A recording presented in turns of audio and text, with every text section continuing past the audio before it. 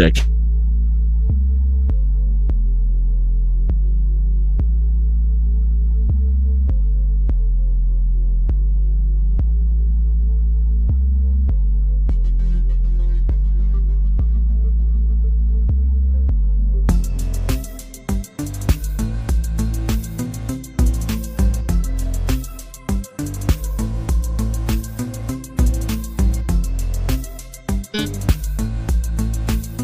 Oh man. You know what? You guys probably didn't even hear that shit because it fucked up. So you know what happens when we fuck up. We just gonna do it again, baby. So let's start over.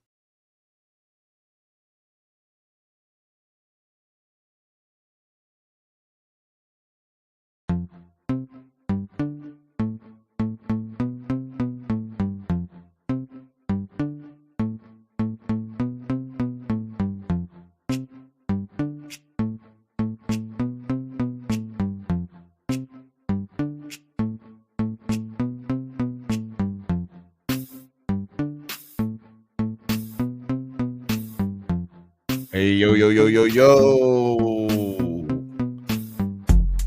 What's happening? What's happening, y'all? It's a Thursday night. This is your favorite cousin Bill. We are on the Nerds at Night channel. We are on the Drunk Bantha's channel. Having a great time. Second time we've done it. But that's just the last time shot. Come on in here, everybody. It's your favorite cousin on the second time night. So it must be the Bantha Bun. Yeah! Fucking nailed it! Yeah! What's happening, y'all? Make yourselves at home. Let's go. Hey, put down your phone and relax and kick it with us. Put down your kid. Tell him to shut up. Or her. Tell her to shut up. And tell him you're too busy right now. Too busy hanging out. Baby boy, your baby boy Bill. What's up, Book Scars and Pars? What's up, Book Scars and Pars? Scars and Pars. Excuse me. How's everything going? I'm excited. I don't know if y'all are excited, but I am excited. You know why? Oh, I'm glad you asked. Because today is a wonderful day. What a wonderful day. And we're going to be talking about that beautiful weekly show on AppleTv Plus. It's called Government Cheese. Government Cheese, y'all. Decided to cover this show a few weeks back. I don't know if anybody has really been keeping up with it too much, too tough, but I have been, and it's been a lot of fun.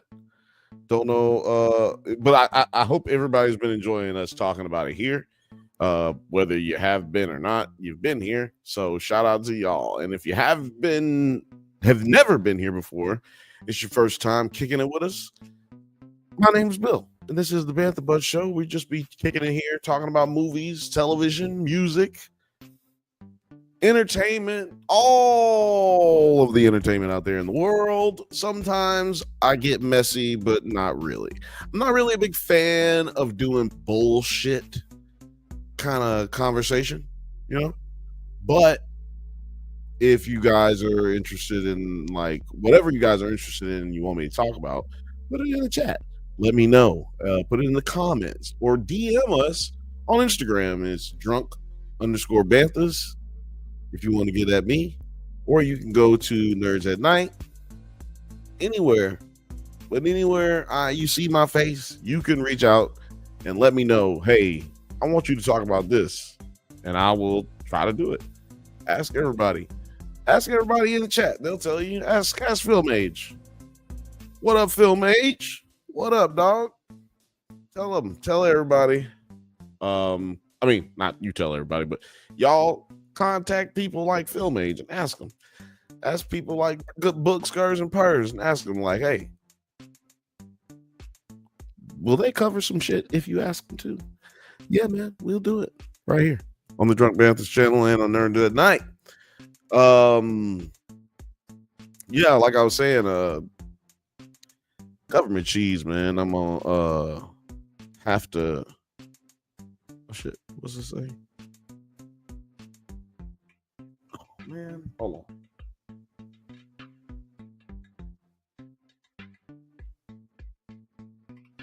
Sorry, y'all. I don't know how this happened. Somehow, Palpatine returned.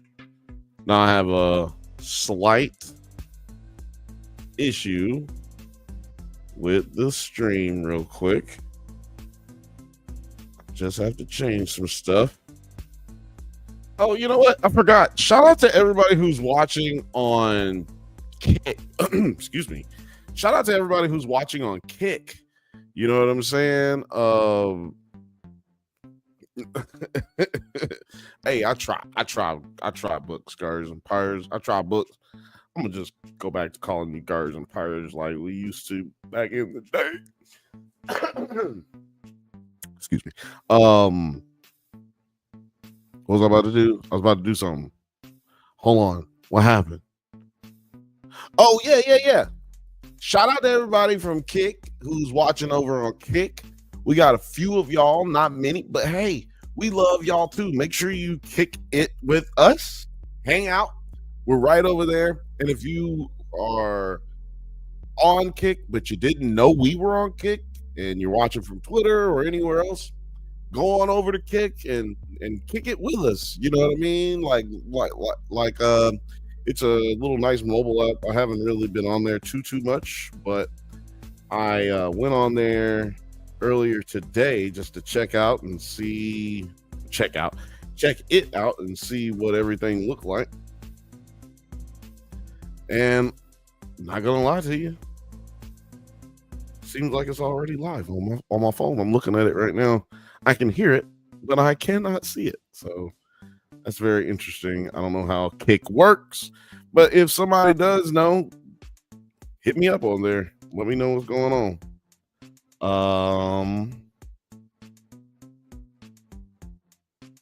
What it says, there was an error loading the stream. Please try again. Oh, there it goes. That's me. So yeah, it's working right now. Anybody who's on there, holla at me. I'm trying to see. So it looks like if you're messaging in Kick, I can't see it. So please let me know if you're in the chat in Kick. I'm watching it right here. So just let me know that you're in there. Shout out to Fifth Bantha. Shout out to Fifth Bantha. What up, though? And shout out to Violet. Violet Wiley. What's happening, Violet Wiley? Oh, yeah, you here. We here. We all here, baby. Yeah, people from Kick, get it together. Also, people on Twitter, get it together. Let's get these retweets going. Let's get some more people up in here. Yeah, we got a new episode here of our newest favorite show, Government Cheat.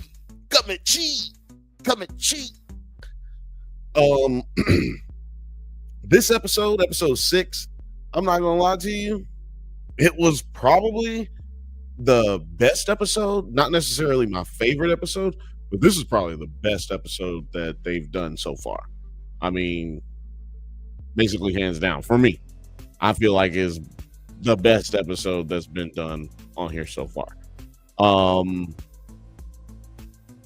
Yeah, we don't have I don't have anybody else here today, so I don't think I'll be able to really do any, what do you call it, video like, I don't know if I'll be able to show you guys any video from the show today, like we normally do. I don't have a producer today, so I am the producer today. So, but yeah, Government Cheese so far is proven to be a pretty great show. It's not necessarily like, oh, I am just sucked into this performance and I can't stop eating it up type shit. Like, it's not one of those things where it's like, I feel like I have to watch this show. Like, oh, this show is changing the way things are in film or in television. It's not one of those types of situations. It's more like it's more like it's just like a film nerd good show. Like everything that you would want to do as far as like if you're an up and coming artist in the film industry, you would want to be a part of or be in charge of doing a show like this. You know what I'm saying? You would want to be involved in something like that because they're doing so many, like, they're doing so many things filmography wise. Like they're doing so many things director of photography wise that are so deep and like or have so much depth to them. And they're doing so many things that are like kind of experimental, not like it's not like exponentially experimental type shit, like, but like it is stuff that would not necessarily be done in a TV show of this I don't want to say caliber, but it's of this style. You know what I mean? Like people don't usually put this kind of detail into comedies like this. So it's really awesome seeing how a show that really seems like kind of like a throwaway show almost as far as how it's been treated by the media and Apple TV, but like they just going to the edge of doing weird shit without like I guess you know what? It's because they don't actually have any expectations that they just went balls to the walls with it.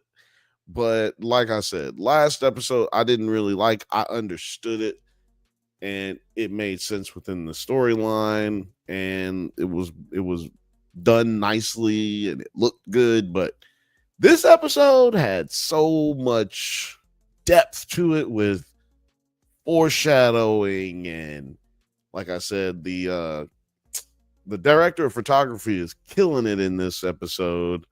And there's certain angles that there's certain camera angles that are used to foreshadow certain things that would come to be later in the episode. So I am fucking excited to talk to y'all a little bit about these things, man. A little bit about these things, man. Y'all, you just hold on a second, y'all. Hold on. Oh, what's happening, y'all? It's our favorite YouTuber's favorite YouTuber is 9 from 9 Nerd Yards. It's a me. It's a me, a 9-year. 9-year, yeah. That's what they call me when I hit up Italy, you know. Yeah, that's what you know. That's what it is. What it is, you know. 9-year. They call it that when you hit the barrio. I'm down in little Italy, you know, just handling business, picking up my government cheese. There you go. Government cheese in Little Italy. All the way down with the... Oh, look. I have this with me today. You didn't drink that during the meeting? So for y'all who are not aware, for a little BTS, we had a meeting Tuesday. Felt like a Sunday. We had a meeting Tuesday, and I was not with this in my person, and everybody All else right. did a shot of theirs. I didn't get a chance to do a shot of mine. You see, True. I was hanging out with the old in-law, old Papa Do, hanging out with him. Ball and chain. No, he ain't the ball and chain. He's the Papa Do. Okay. Hanging out with him, eating. I was gonna do some. I was gonna play some games, but some board games, but I forgot that.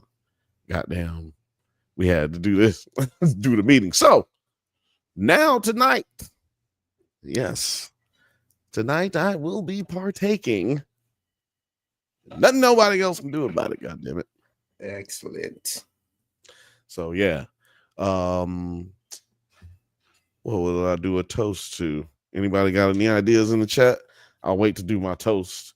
I'll wait to toast till y'all tell me something to toast to. But yeah, 9. Like I said earlier before you jumped on, I really fucked with this episode. Last week, I liked last week's episode, but it was like, I really barely felt like talking about it. To be honest with you, I was like, well, guess I'm gonna get on here tonight and talk about this shit. Like, is this shit?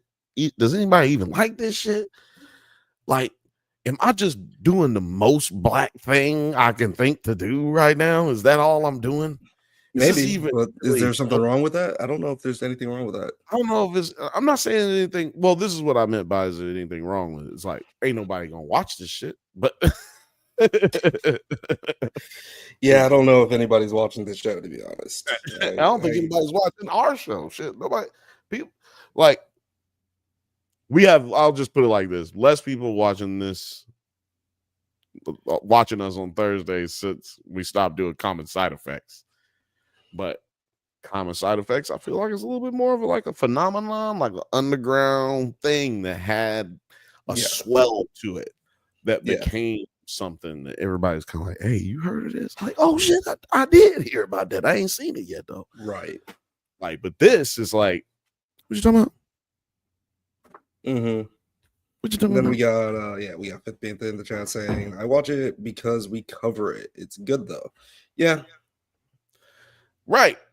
That's my thing is like, yeah, you're watching it because we cover it, but that ain't good enough for me. That ain't good enough for me, nigga. You need to fucking watch it because you love it. You need to love it. No, I felt kind of like maybe that's what the majority of feeling would be for most viewers.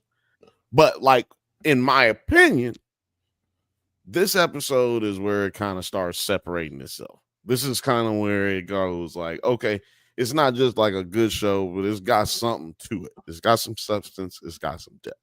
And if you don't feel that way, if you feel like, oh man, what you talking about? There wasn't shit in there. You just caping. Watch the rest of this episode because I've got some things that I fucking picked up on. And there's things that you can clearly pick up on. Like the owl at the beginning is a bad omen. I didn't know that. I thought an owl was a good omen, but what the fuck do I know?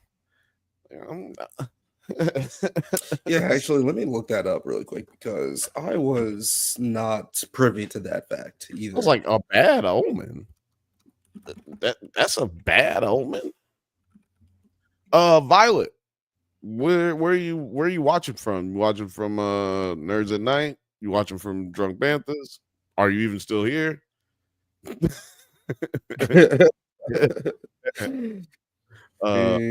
Yeah, Violet was here. Yeah, Fifth Bantha said he just watched it because we cover it. It's funny because like he's gonna just watch it so he knows what we're talking about. Mm-hmm. He's also a reserve in case he has to jump on here. He's like, watch this shit and see what the fuck going on. Well, he's not So caught up, apparently. I just realized I'm still halfway through the last episode, haven't caught 6, but I will tonight. Now, you said something interesting because I actually thought episode 5 was pretty good. yeah. Yeah, it was tense. Yeah, well, yeah. How did you feel about last episode? And yeah, speak to that because, like, I did not, but I It was feel where that you're coming heist from. aspect, like it was very tense. I was really hoping that they wouldn't get caught, and I thought it was Mm, like really interesting because dude just kind of disappears at the end. And we may get some more indication about where he went at the end of this episode, where like you see a shoe, but I don't know whose shoe that is. right. But yeah, where did old dude go? Where did evil Dave Chappelle go? Yeah. I always forget his name. What's his name again? Bokeem. I always Bokeem, forget. yeah. I always forget his name. I always forget his last Bo name. Katan. Yeah. And he adds so much to the show. Of course, he's the one that has been pressuring Dog to, return to that life of crime, and he's been leading him quite astray. Last episode that they were robbing a Jewish temple, Yeah. and that's and I them mean, that's wearing about the as bad as it gets. why did what do they call? I was going to Uh, say harmonicas, but it's oh, called a yarmulke. what? A yarmulke. Yarmulke. Yeah, Well, that's one of the names for it. I can't remember the yeah. other name for it, but yeah, I'm not Hmm. Jewish, so I don't feel bad for not knowing Right. Well, it. but yeah, like he's still like trying to stick to a little bit of a moral code. He believes in Yahweh. It's a very religious show, which I was not expecting when we first got into it, but they definitely beat you over the head with it, especially in this episode when we are covering the big fish. But we will get to that one. Yeah, boy. And I felt like some big fish type of like vibes, like the movie Big Fish. Hmm. I kind of got some big fish vibes in There's some this one big fish too. vibes. Yeah. Like this dude kind of has that attitude of that main character in that movie. Like he's out here just loving life. Like he whatever it is that comes his way, he gonna get through whatever. Like yeah, it's okay, but like Edward Balloon. clearly a different story, but like that's how he kind of reminds me. Like, and Hmm. he and if his life has been kind of insane recently, right? Like Hmm. all these things that have been happening to him, it's kind of like that movie Big Fish, where it's just like these random events are happening to him. He even met that one lady, which is I went back and watched a couple of other episodes. Remember the lady that he met, the like fine ass lady that he met when he was going to go confront his wife and her boyfriend. Oh yeah. Then he met that little crazy hot girl, and then she just disappeared. Right. Like she But wasn't even then, there. but she knew everything about him already, and like almost like she was a spirit guide or Jesus Christ Hmm. or something. You know what I mean? Like she was an angel talking to this nigga. Right, right. So to your point about the religious elements, is like heavily drenched in religious shit, but like you said, they're not beating you over the head with it because it's all Malays. It's like all ground up and snuck in and sprinkled into your dirty food. It's like you got lasagna, but they sprinkled all the medicine in there. You don't even know it's in there. They put all the Molly on top of your lasagna. And when you finish, you're gonna be like, God damn, I'm fucked up. I'm so fucking happy. That's how it feels to me. It's snuck in there. You don't taste it, but you feel it. You don't taste it, but you feel it. If you're looking for it, I guess. Because there's some people who probably like, I don't know what the fuck y'all talking about. This nigga took his kid to the park and that was it. Like, I don't know what y'all talking about. But like, for instance, like we were saying, the owl type situation, like that's kind of a given. Like that's like a hey, something's gonna happen. today. Like something's gonna happen in this episode. Like you can bet your ass right now, something gonna happen. And so when we had that moment, I believe. Oh no, it's not that moment. When after that, they get ready. Harrison and Hampton go to get the bait and go to get information on where to fish. And you got to have for those who've never gone fishing, you have to have a license, and you have to you have to go, if depending on where you are, you got to go check in at certain areas. And so that's what he goes to do. Goes it's to get like the when you license. come to Chicago, you got to check in with me. What the fuck you think this is, son? Yeah. What time you think we on, cuz? You gotta make sure you check in, fool. Yeah, don't nobody, please don't call me if you come to LA. Don't call me. Don't check in with me at all, okay? But yeah, like Harrison and Hampton go to get the bait, and they go to, but when he looks like, she tells him, the lady cashier, she tells him, you gotta put everything back. You gotta put all of what you catch back into the ocean, into the lake, unless it's as big as the fish over the door. And that motherfucker was huge. Now that was a bad omen. Now see, we had the bad omen, right? Then we see this big Goliath ass fish, which is foreshadowing the bad omen. It's like we're technically getting beat over the head with like religious symbolism here. Jesus, the fish represents Jesus Christ. We, like we just said, the owl represents the omens and all this shit. There's just religious shit going all over the place because Native Americans have their own religion as well, which is seeped into this a little bit as well.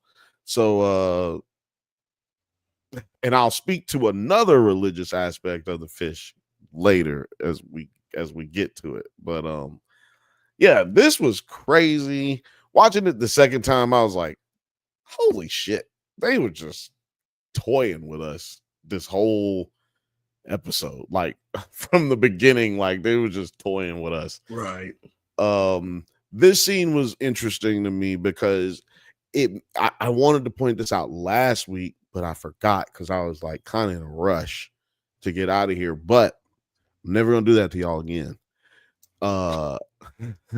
I noticed that this show uses the score as Foley a lot of the time. And that is an old animation trick from back in the day. Like that's actually who created that type of Foley was Disney. And they had the guy who created, the guy who it's named after, Foley. I can't remember his first name, but that's how it was created. So footsteps, for those who don't understand, footsteps, somebody knocking on a door, somebody picking up a phone or putting down a phone. If you notice when this dude's walking up, his feet, his footsteps go with the music. Yeah, I'm hearing it now. Yeah, it's not on for the viewers, but I think you just gotta unmute it. You're muted on that end. I'll do it right here. Yeah, we've been good on. What a surprise! I don't know if you can hear it on your end, but yeah, I don't know if everybody could really hear. I could hear it, but I don't know if everybody could really hear it. We don't want to play it too loud, y'all, because we don't want to get hit with no copyright stuff. But yeah, as he's walking, you hear the doom, doom, doom, doom, and they kind of did that last week, with them doing the robbery and all that stuff. Like I just been noticing that, like you usually don't hear that in a TV show. But it is a comedy, so I do love how they're adding this little sauce of comedy to situations that should be very serious. Makes it like whimsical almost. Exactly. But this is a tense moment. These are killers who are approaching his son. But at the same time, why you got to play the music like that? Like, oh shit, why you playing the music like that? There's such weird choices being made, but they actually it's like Heinz 57. It sounds like it's a bad idea, but it really doesn't taste bad. Wait, what's Heinz 57? Is that a special ketchup? Heinz 57 is a barbecue sauce that's basically ketchup, and it's just like some spicy ketchup to me. Okay. I wouldn't use it it's a steak sauce, not a barbecue sauce. Excuse me. But yeah, it's not steak sauce that I'm going to pick up and be like, yo, let me get some of that. Yeah. Like, if I'm going to eat steak sauce, it's going to be A1. Right. Or it'll be my little sauce that I make with a little sour cream with some. Sounds like a pretty good like dipping sauce for some nuggets or. Oh, yeah. What? We tear up some nuggets on that. Yeah. Nuggies. Some Wendy's chicken nuggets. Tear that up. Some fries. Yeah. There we go. Okay. Yeah. Fries. It's redder than I thought it was going to be. Right. Like I said, it's spicy ketchup. Spicy ketchup. That's what it tastes like to me. But it's a steak sauce. But yeah, it's like that. This show is like that. No. I'm just saying what they do right there is like with that juxtaposition of, whimsical, zany humor added to this serious nature of, the topics that we're dealing with here. Hold on. Siri, just stop. Siri just tried to interrupt this entire fucking podcast. She just fucking started doing shit. But anyway, I don't know what point I was trying to make now because this bitch just interrupted me. But I feel like this should just be like a staple. It should just be sitting there somewhere. Yeah, I'm gonna start that. Birds, you are so silly, Bill.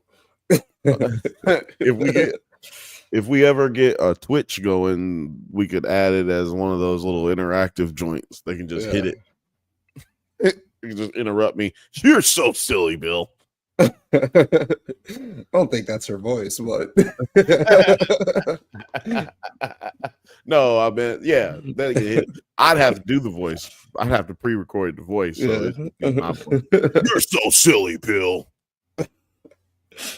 Oh man, no! Check out Mr. Whimsy's. Go check out Mr. Whimsy on Twitch. That's my boy Noah.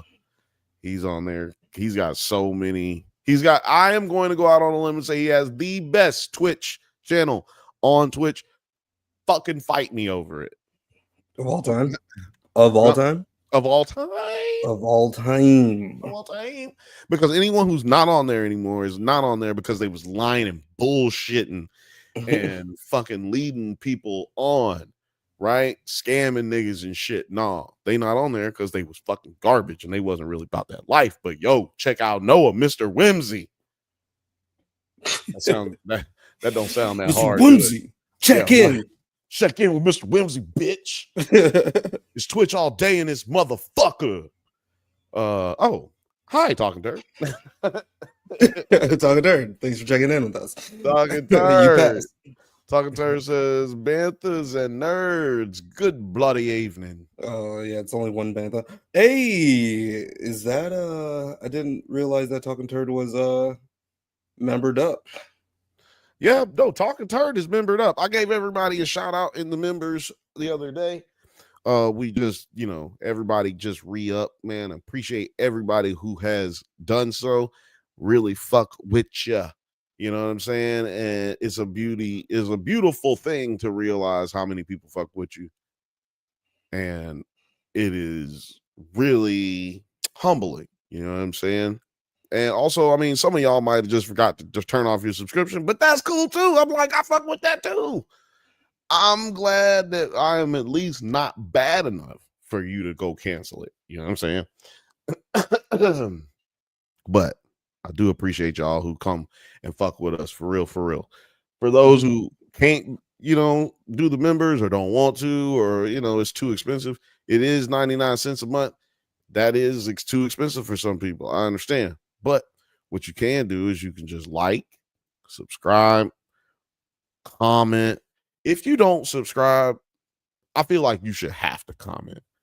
You know what I'm saying? I feel like if YouTube really want people to make money on their channel or like build up advertising or whatever, you should have to do something on a video before you're able to click another video. Like you can watch this video, but nah, bro, you gotta do something. You gotta dislike it, like it. Mm-hmm.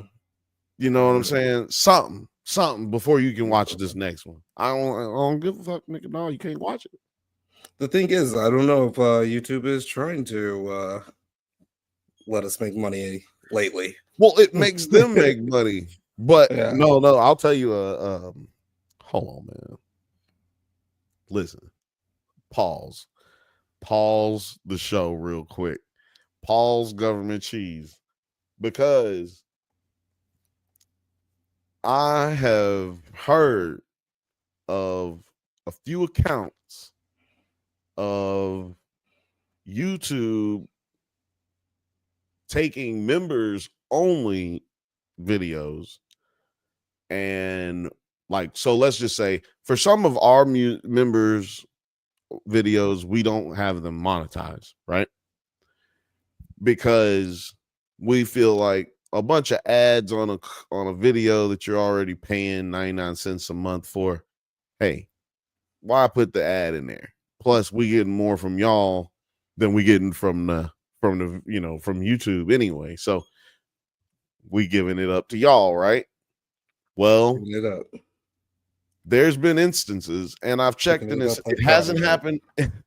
I've checked it hasn't happened to us so far, but there's been incidences where YouTube has been monetizing those videos without anyone without asking. Ooh. Or without warning or anything like that. That's fucked up. Yeah, they're like doing things like that. So and they're like demonetizing videos without your knowledge.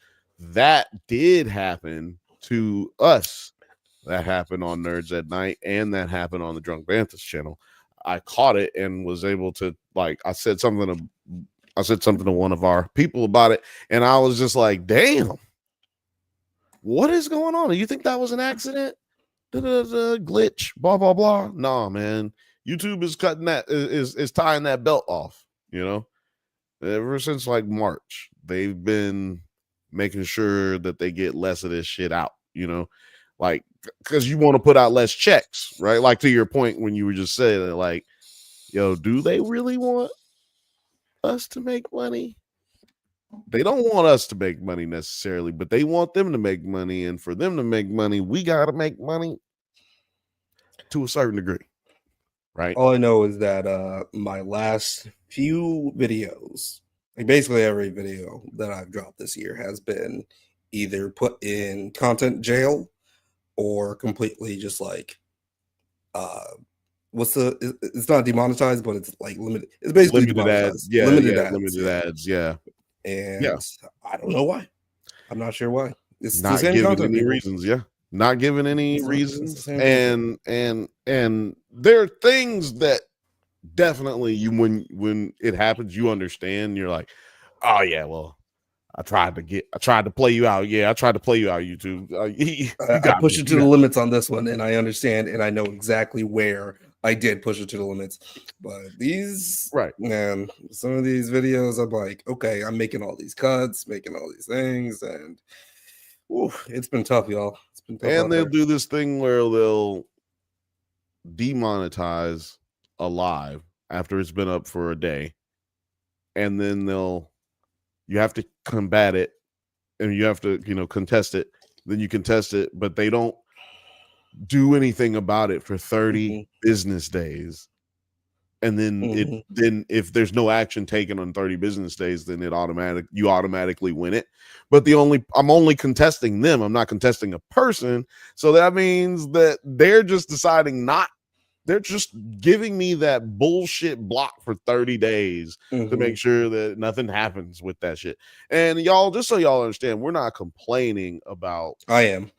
I'm just saying we're not complaining about like, oh, they taking our money away and blah blah. They shadow banning. We just trying to give y'all an understanding that tariffs and all that shit affects everything. Like it affects everything. It's so great. I dropped an hour-long video on Atlanta, and that was in content jail for quite a while for copyright released, and then a week later it gets completely limited ads on it.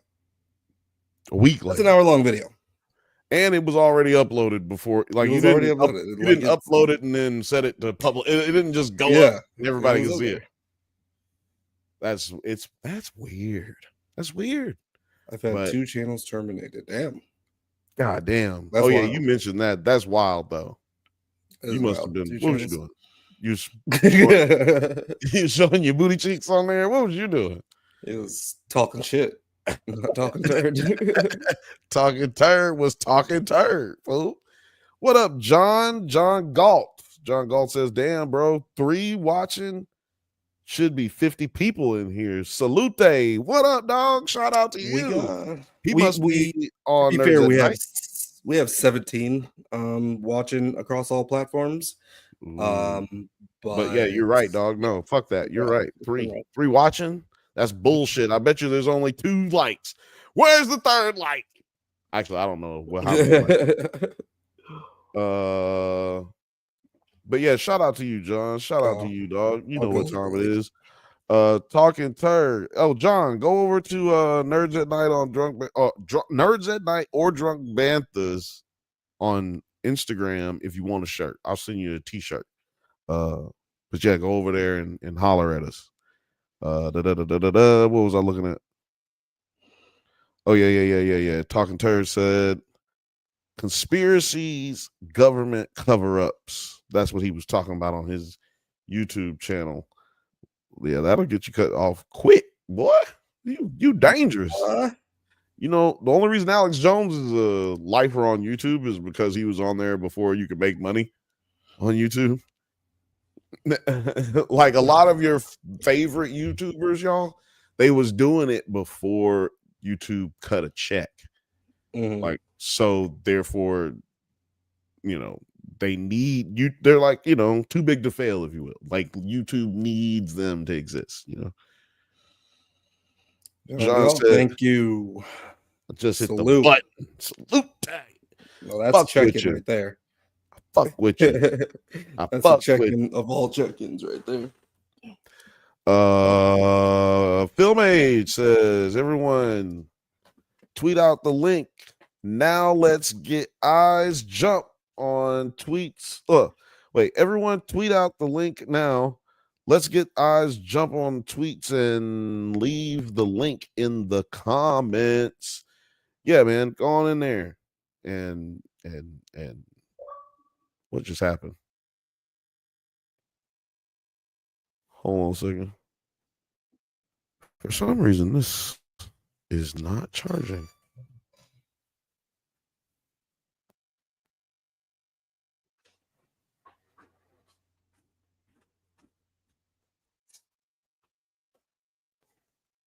My bad. I'm back. You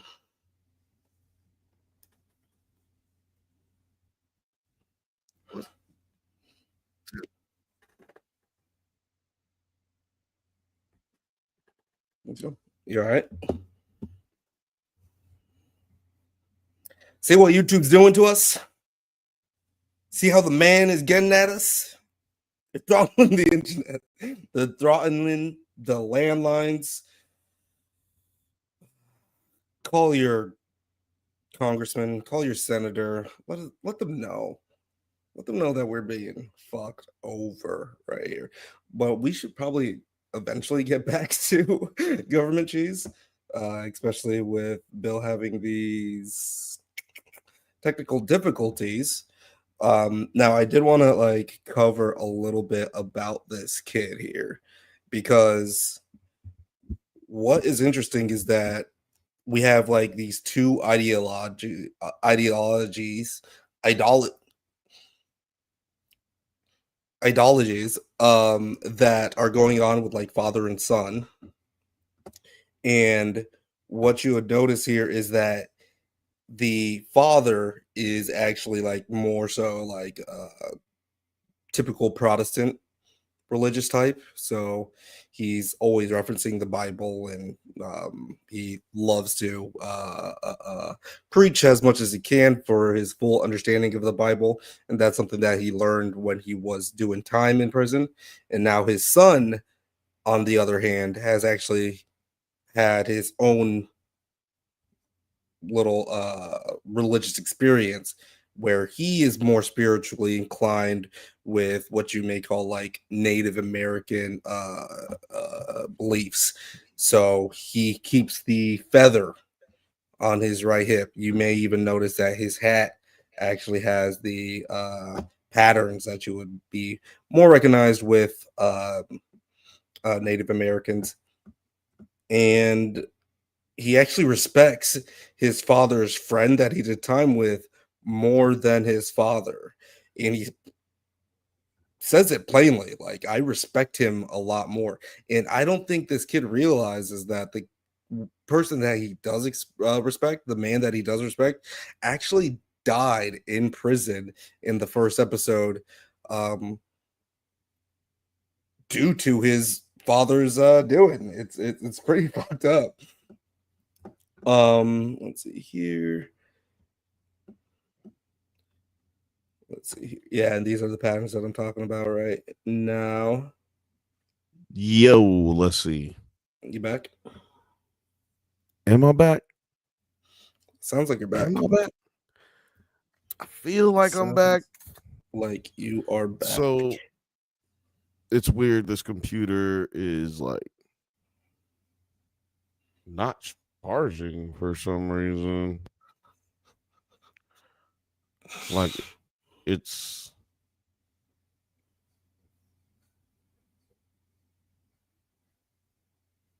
I'm trying to I'm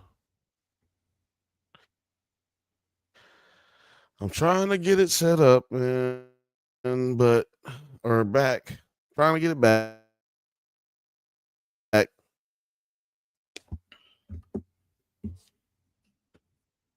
See, we should have never talked shit about YouTube. It was all good just a week ago.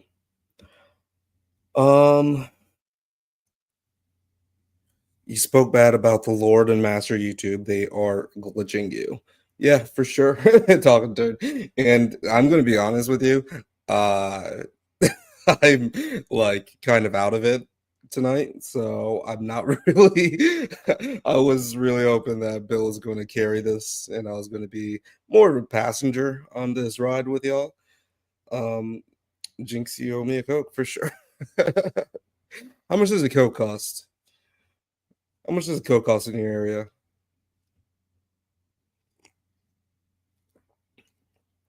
Chat, am I fried right now? Like, is this even going to be interesting? Oh, yeah, this is. I'm sorry, I'm just watching Bill behind the scenes right now, and it is. It is pretty funny. He's turning shit around. Let's see if we're gonna have a special guest. No. Okay. No special guest for you guys tonight.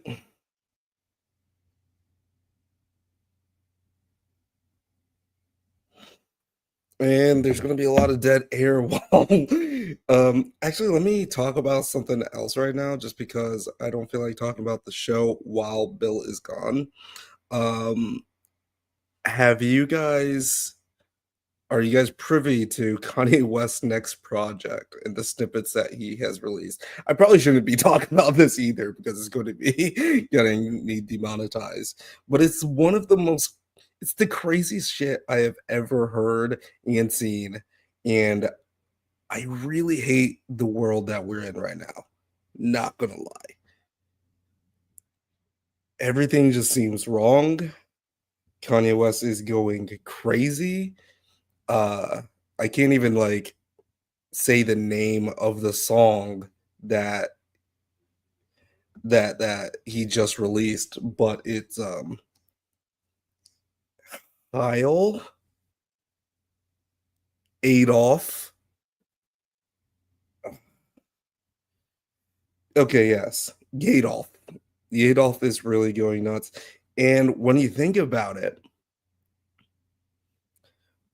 it's so crazy how much of a platform that this dude still has. I don't know if we're just kind of like addicted to the spectacle of just like celebrity, because for a while Kanye was like my favorite celebrity, and I don't use celebrity as in like a good thing. We're addicted to celebrity. We are addicted to celebrity. And I don't think that, so I don't use celebrity as like a good term. Like, he was my favorite celebrity because of how crazy he was. It was just like, wow, I'm like, can't believe that this guy's going downhill. Hold on. He was your favorite celebrity because he was batshit crazy. Yeah. And like, not like celebrity in like a good way, like celebrity. Right. No. Yeah. No, just celebrity in the explanation of who he is and the description of what he means to people, I guess. Yeah, exactly. So just watching that. I haven't really been interested in his music in like years. But just watching the train wreck happen live has been insanity. But now it just feels like it's gone to a level where I just can't even believe that like he's still around, like that anybody even listens to him. It's kind of crazy. Yeah, I don't know anybody who is fucking with him after this most recent thing. Well, he was just on stream with a bunch of like, the weird streamers, like all of like, those. Well, I say the weird streamers, but they're like some of the most famous streamers that for some reason have like the minds and ears of the Manosphere. Gen Z the Manosphere. Yeah, the Manosphere guys. And that's, I guess, the only way he can get platform now. But he's literally like dropping songs about like how he can't see his kids anymore, and then immediately after like praising Adolf. I don't even want to say it. It's just so. Yeah. No, there's no other way for you to put it. So it's hard to say it because it's like, well, I don't really want to fucking put it like this, but like, this nigga's crazy. Like, yeah. Like, but we've talked about it here before. Like, we just gotta stop listening to someone we know is clinically not right in the head. We gotta stop. Yeah. And I think I just gotta like either, because I stopped, I unfollowed him or whatever on all of the things. But again, people are just like taking the clips and like reposting them, and it's just always shoved in my face. I probably have to like mute the word Kanye from my social. I'm so glad I don't ever catch any of those things. I'm more likely to see a titty than I am to see like any of that, and I don't see any of that really. So it's like my little spot in. You got a good algorithm though, because it's all like Kanye and titties on mine. It's like every time I just like, I was like, this looks interesting, and then like I look at the comment section and it's all titties, and I'm like, what the fuck is going on here? No, yeah, I'm in public right now. There's there's literally only three things you can find on Twitter right now, and that's Kanye. Well, we'll just say two things: Nazis. Well, three things: Nazis, Klan members, and titties. Mm-hmm. That's the only thing you can find on Twitter. Yeah. It And used to for be like like a lot of news updates on there. Like literally every time you'd get on, they'd have like news. This is the news of the day. Like when it was Twitter. Mhm. And like now you go on there and it's just like, have you ever considered fucking 15-year-old girls? Or like, what? Have you It's ever like, considered fucking grandmas? What? yeah. No. What the fuck? Like, And have like you ever considered there was a fucking your little bit of healing stepmom? with the gorilla, versus 100 dudes thing that's been trending. I was like, Yeah, that's okay, like some old face. That's like there's some Facebook good. shit, though. Yeah, like it was like, okay, this kind of reminds me of back in the day when like social media used to just be like Here's fun my and good. goofy and everything. But now it's just like Trump, Kanye, titties, like god damn it. Here's Get my. shit out my fucking face. Yeah, they've ruined titties. That's how did y'all let Elon Musk ruin titties? This is It's so bad. insane. Somebody should have blocked that purchase, man. So I was kind of happy to see him like lose a bunch of money on it. Like Mhm. that was funny. But for him, who cares? Like, don't bother him to lose money. That's like losing your keys. You know what I mean? Like Yeah. losing some money. But I wish somebody had stopped it.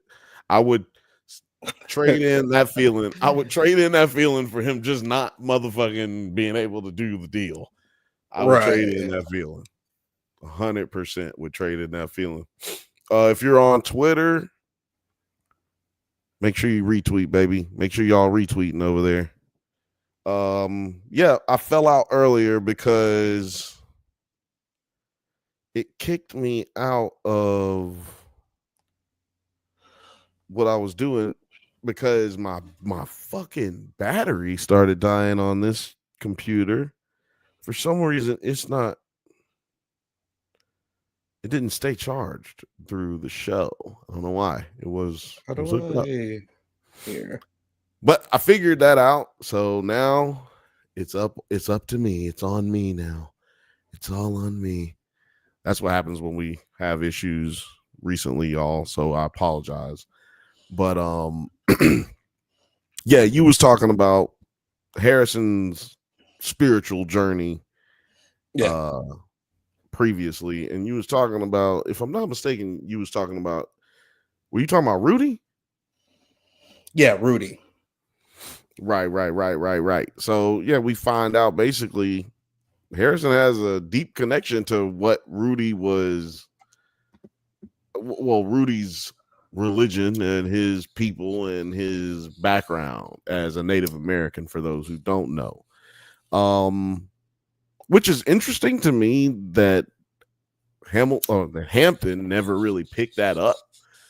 Like, he asks him about it later in this episode, and you're just like, why you never figured that out? Like, dog, that's your son. That was your best friend in the joint. Like, maybe you could have opened your eyes a little bit. So it does show you that he pays attention to detail, a lot of things, most things, but he doesn't see his son, doesn't seem to understand him very much. But I did kind of see where his wife was coming from when she said they're like the same, and that's why they don't get along. I kind of see where she's talking, where she was coming from with that one for sure. They're kind of both assholes. Yeah, I was gonna say that too. They're a bit like reserved, but they also come off a little bit as if they inherently just like don't trust each other for some reason. Yeah, because they both know they ain't shit. That's like I'm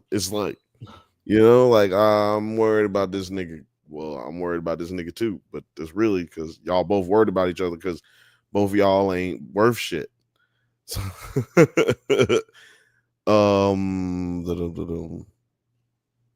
Film A says, what does he say? But hey, we got a 360 view of the power line. Oh yeah, concert. He did send me that link. It is pretty cool. You watch it on your phone and like you can like see all of the cartoon characters. I don't know. It was pretty fun to watch.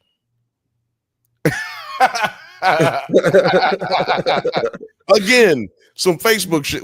So basically y'all are saying we just need Facebook to make we just need a new Facebook. We just need a new Facebook. A better Facebook. A better Facebook. I don't can't know go how back. to do it.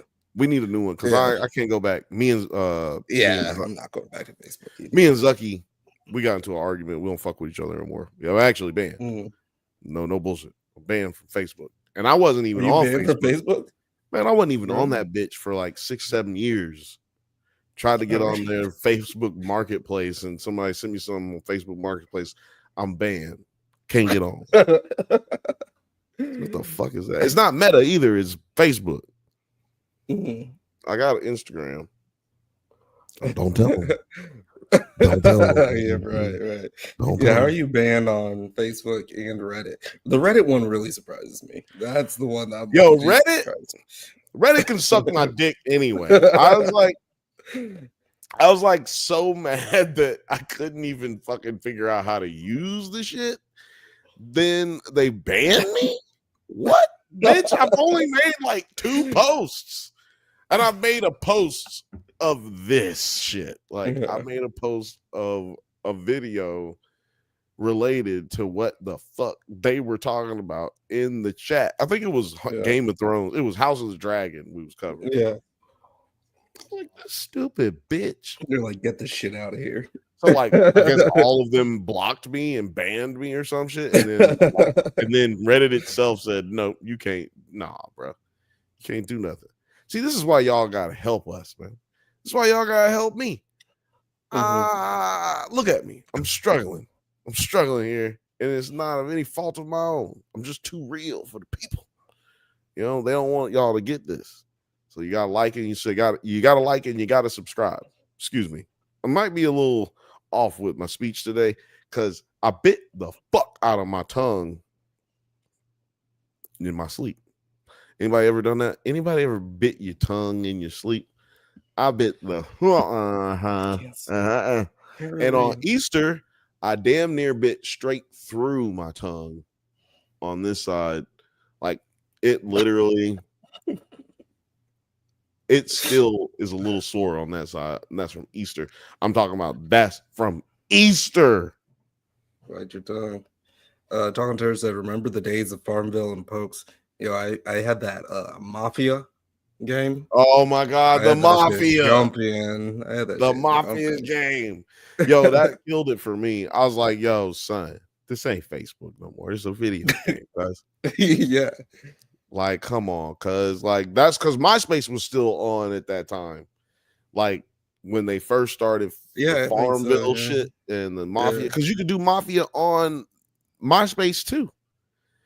And I was like, oh man, this shit, because like Mafia came on MySpace, then it came over onto Facebook, and it's like, bro, no, not you too, Facebook, not you too. Like, damn, it's all getting corporate, like, because that's how Mafia was. Exactly, it was, man, fuck Mafia Wars, y'all. It fucked up so many people's time. Like, what kind of dreams were you having, Bill? What kind of dreams was I having? Oh, was it right after you watched Sinners? When I bit my tongue? No. Yeah. I bit my tongue on Easter while I was awake. I bit my tongue like 2 nights ago in my sleep on this side. I don't know. I think my jaw is crooked. But that's just if you hear me talk weird. I just almost slurred earlier because I was like, trying not to bite my motherfucking tongue and this bitch. Like, sometimes that's how I feel like I'm talking. Like I'm talking like this. But What is this white dude's name in this show? I can't remember this dude's name, but yo, son, running up on my son, this dude running up on Hampton like this, I'm not fucking with it, dog. Nah, bro. We can't. No, we got to. Oh, well, I guess they're already outside. I was gonna say we got to go outside with this, but they Yeah. out. They outside. Well, we got to walk over here, and I'm gonna whoop your ass. Yeah. Like, what the fuck, dog? Like, nah, man. And then you're gonna have to probably shoot me right here, bro. You're gonna probably have to shoot me right here, bro. No bullshit. I'm dead. I'm asleep with this shit. I mean, we know he's about that action too. Both of He them. will shoot. Yeah. Both of them, because he stabbed the shit out of Rudy. Well, I mean, I don't know if he stabbed the shit out of Rudy. He that was accidental as fuck. I mean, he thought it was somebody else though. He was hey, he thought. I'm just saying he's set aside the fact that it was Rudy.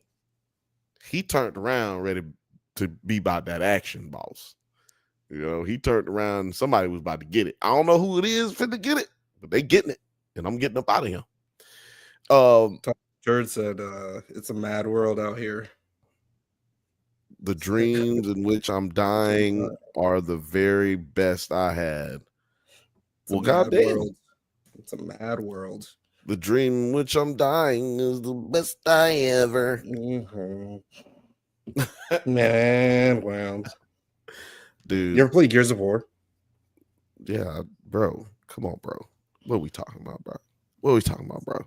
Okay, I guess you know what? Fuck it. We're not talking about that. What are we talking about, bro? Because Gears of War, what are you talking about, bro? Like I was playing Gears of War when you was like trying to figure out what the buttons was called. Like, you know what I'm saying, bro? You probably met me on Gears of War. I probably killed you and then teabagged you. I probably like pussy. Yeah. Wreck, pussy. You fucking pussy. I'm gonna fucking kill you, bitch. Check in. Better fucking check in next time. You fucking come in here, bitch. Yeah, no, I was probably teabagging. I was teabagging kids in Gears of War, running up, getting done up, and then running on to the next one. Y'all better be glad I stopped giving a fuck about them kind of games. I hate first-person shooter games, but y'all would be so pissed off if I was out there. Because you know what? I'd be fucking y'all up. Yeah, it gets boring as fuck for me. Like, all right, I done went through this map 2,000 times. I know every single nook and cranny, and I just be busting caps every single time I come up in here, because the average person who comes in here don't play this shit as often as I do. That's just some whack ass lame shit. What they ought to do is calibrate how many times you've been on this game in comparison, and only let you play people who have been on and calibrated and acquired as many hours or purchased as many packages as you. Because also the motherfuckers getting them packages and coming in and just fucking murdering everybody, and they do it on the NBA games too. Like, oh, I'm gonna come in here. The game been out for 15 minutes and you got sucks, bro. Fuck that out of shit. here. It's a racket. That's a whole racket. I mean, That's I don't play. I still play. I play it, but I don't play it like they want me to play it. You know what I mean? Like, I don't participate in all that garbage, that bullshit. But like, I mean, you know, Hampton don't participate in none of that bullshit either. Okay, in this episode, Hampton is like, "Yo, son, get away from my boy." Yo, and when he sees him right here, Mr. Maroon, Mr. Maroon, Mr. What we call it? Purple? What was it? The Grape Gatsby. That's what this is. The Grape Gatsby is good. I like the Grape Gatsby because this nigga is weird, dude. I don't know. I like this actor. I like him a lot. You know, most recently he was in The Penguin. He's a great actor. But he's a very sinister mafia face, huh? sinister mafia face. He's Yeah. probably going to be that the next 15 years of his career, just wearing that shit out. And I'm going to get this check and go home and retire and Omaha. I think I did talk about this last time I was on. He was in Killers of the Flower Moon, and his character's name was Blackie. Oh, you know what? I think you said he was in that last time, but you didn't say his name was Blackie. Yeah, because that's amazing. Because that's his new name. His name is Blackie Purple. Purple Blackie. Purple Blackie or Blackie Purple? I'm going Purple Blackie. Purple Blackie. But yeah, so I thought they was about to get into it right here. I honestly thought he was going to do more than just walk up on him and be like, hey, I got your money. Like, nah, bro, we're going to have an understanding right here, bro. Like, you're not going to just run up on my son. And like he said, he thought he might have been following. Like, are you following me? Like, I haven't quite figured Hampton out yet, man. Like, is he a bitch? Is he like about it? Is he just trying to He's make reformed. Sure? Is he truly reformed? Yeah, that's my next thing. Yeah. I was saying like he's more so like he wants to be a bitch. He wants to be in the house, to be honest. Which I mean, I think every street person is usually is trying to get to that point where they can just stay in the house. I mean, unless you're really out there and you're just like, I'm going to be out in the streets forever. But some people don't like going back to jail, and he's one of them. But That's he's got some stuff to tie up before he is a nigga in the streets who is cold and need a jacket, and I'm wanting to go back inside. Fifth Bantha said, "Woo, finish this episode before you finish talking about it." Let me tell you something, bro. That is because the my computer went out and shit, and goddamn, we started talking about Gears of War, and then goddamn started talking about video game politics, and then goddamn, we're back. We're back. But you get everything here. That's why in the description it says government cheese and much, much more.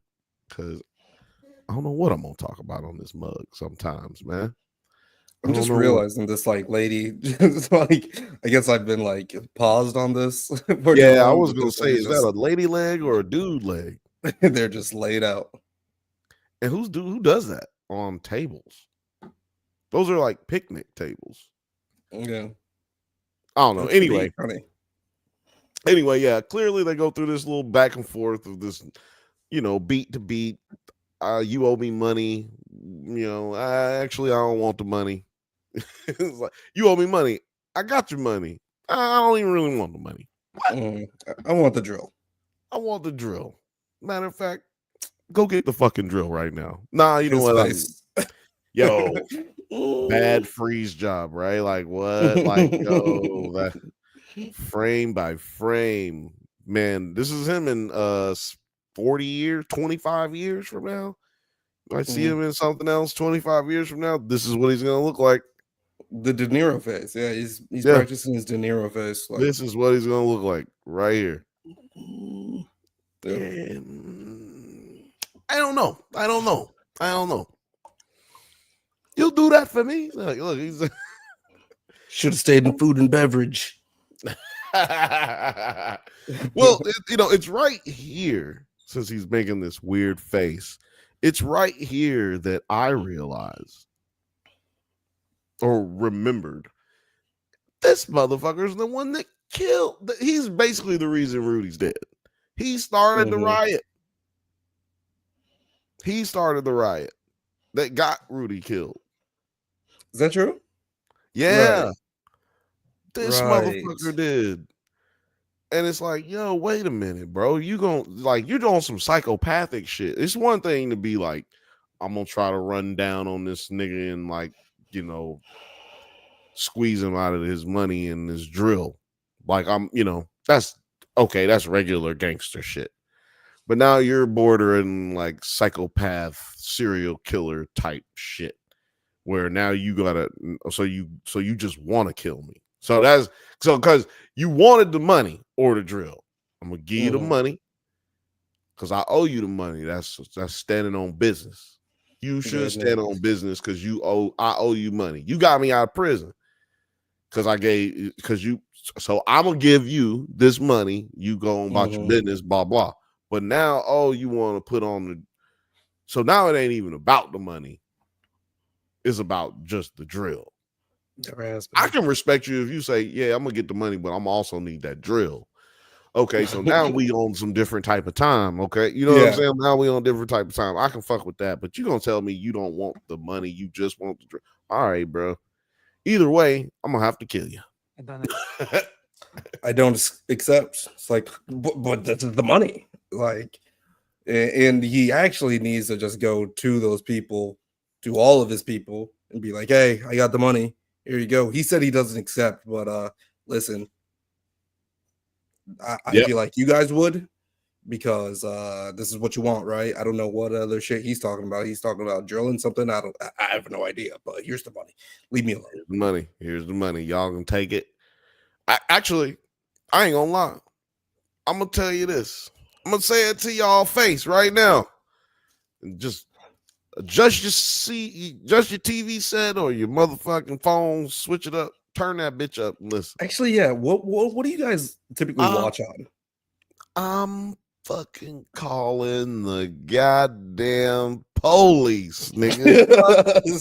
Out of here. Get the fuck out of here. I'm calling the police. You goddamn right, man. Fuck these niggas. The fuck? Like, I think he's worried about like where'd this money come from? You should be.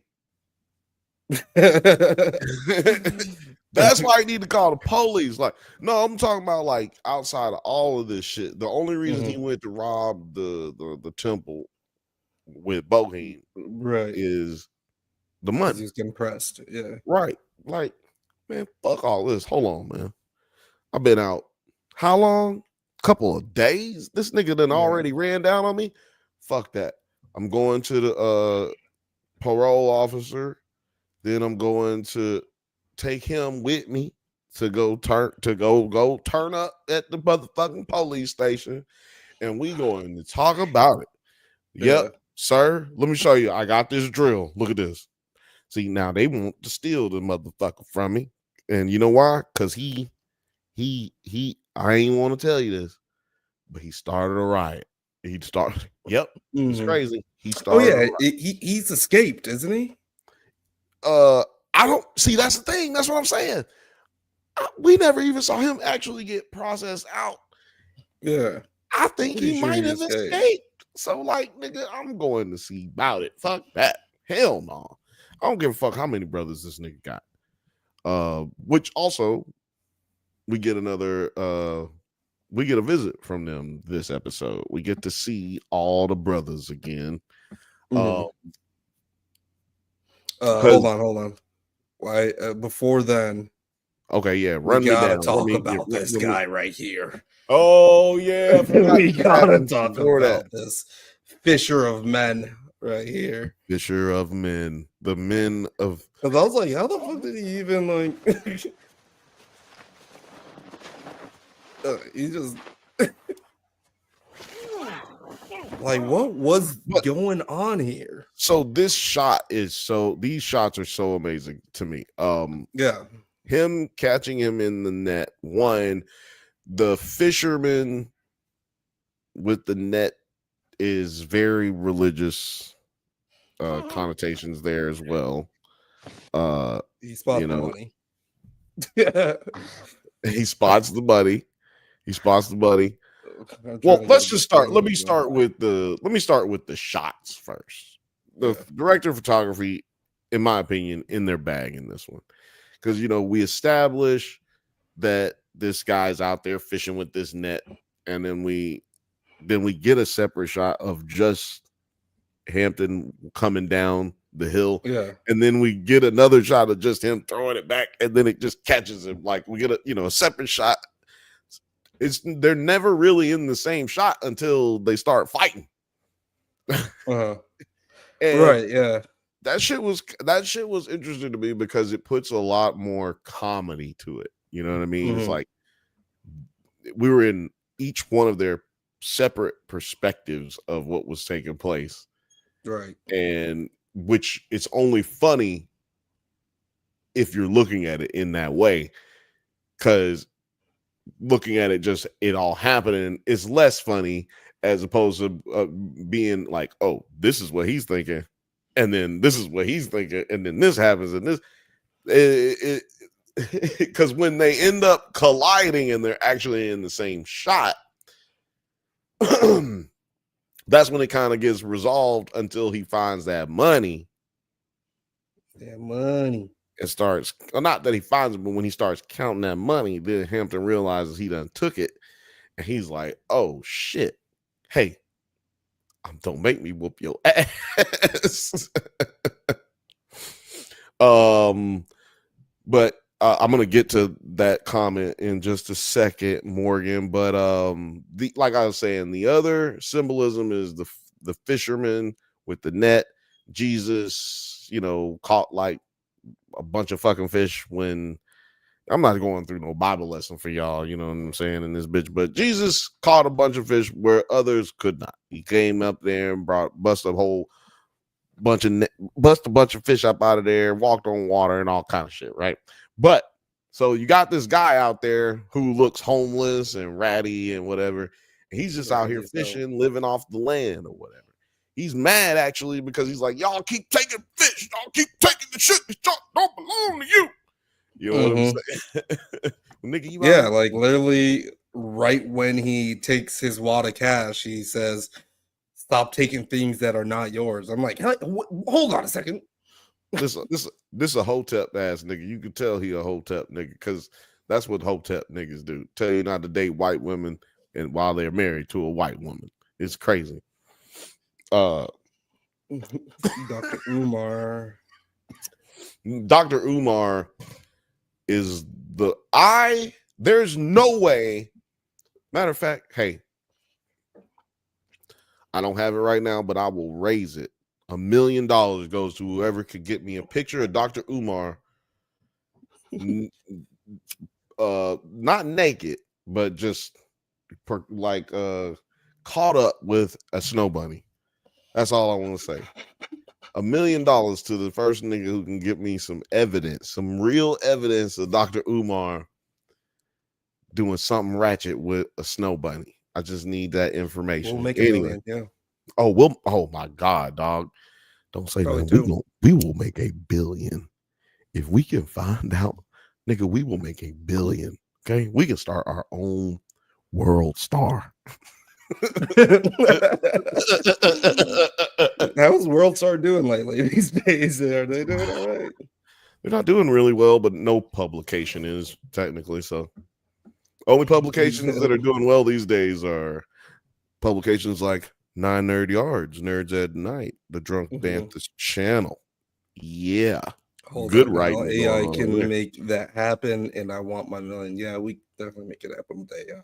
But AI, we don't fuck with AI around here. We don't fuck with AI around here, god damn it. And neither does YouTube. Actually, thankfully, YouTube doesn't fuck with AI.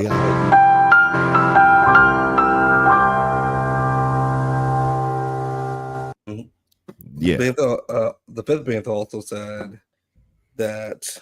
Yeah. Okay. This cryptic ass line. Yeah. Nineva? Or is he talking about me? Nivea. Yeah, I said 9. When I saw it, I was like, 9? What are you talking about? 9? That's weird. Now he shouted you out. But go to 9. Yeah.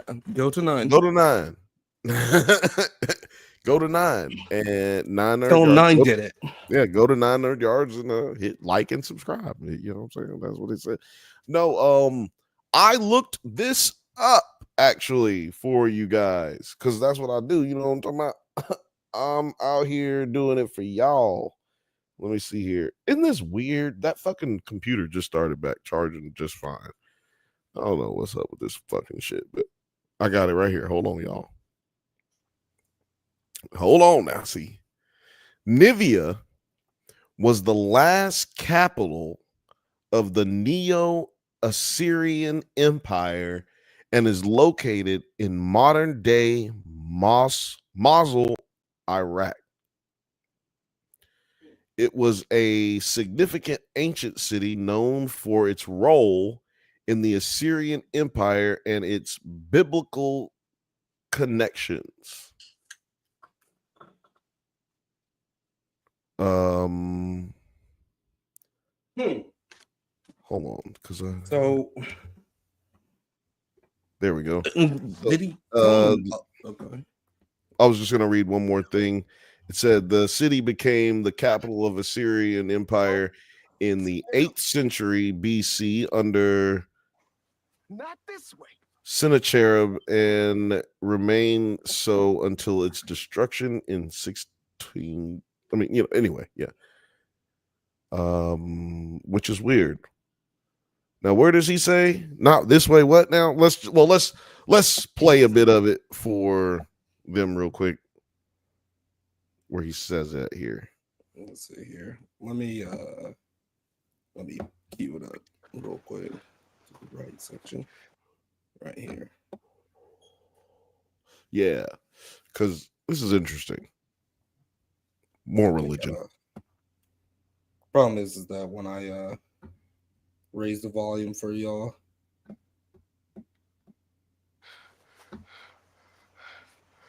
You can't run.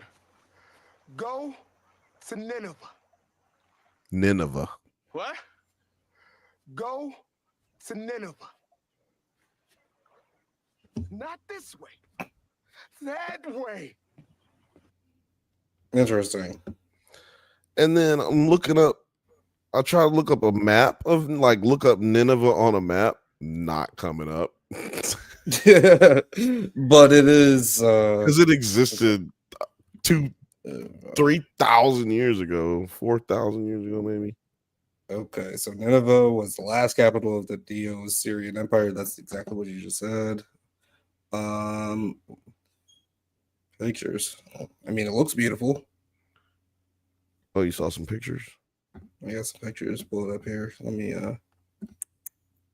boom. Oh, Jesus Christ. Probably predates Jesus Christ, right? No, it absolutely it absolutely predates Jesus Christ.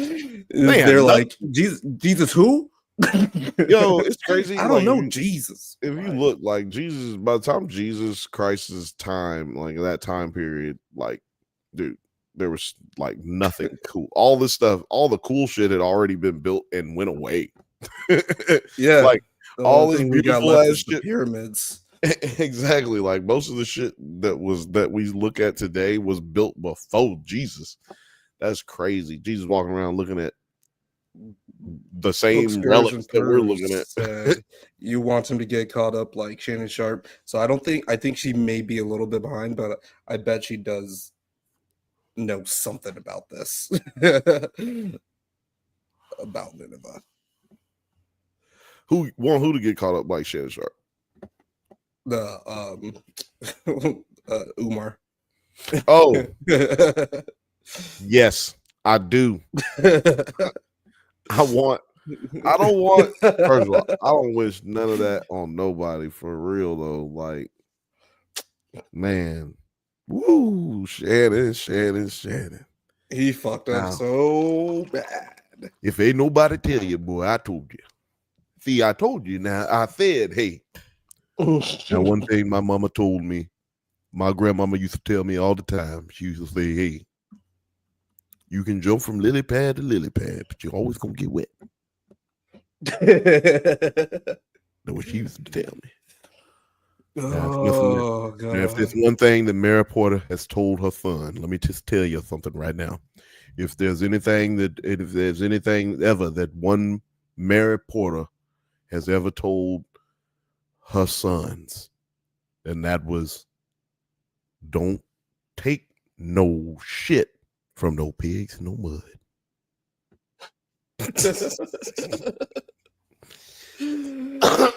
Shannon. It's crazy because Kat literally told him to his face.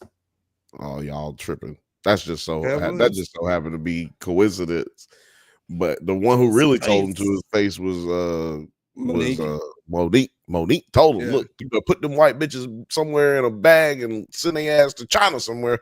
Fuck them. You better fuck them with these white bitches. Is that what she said?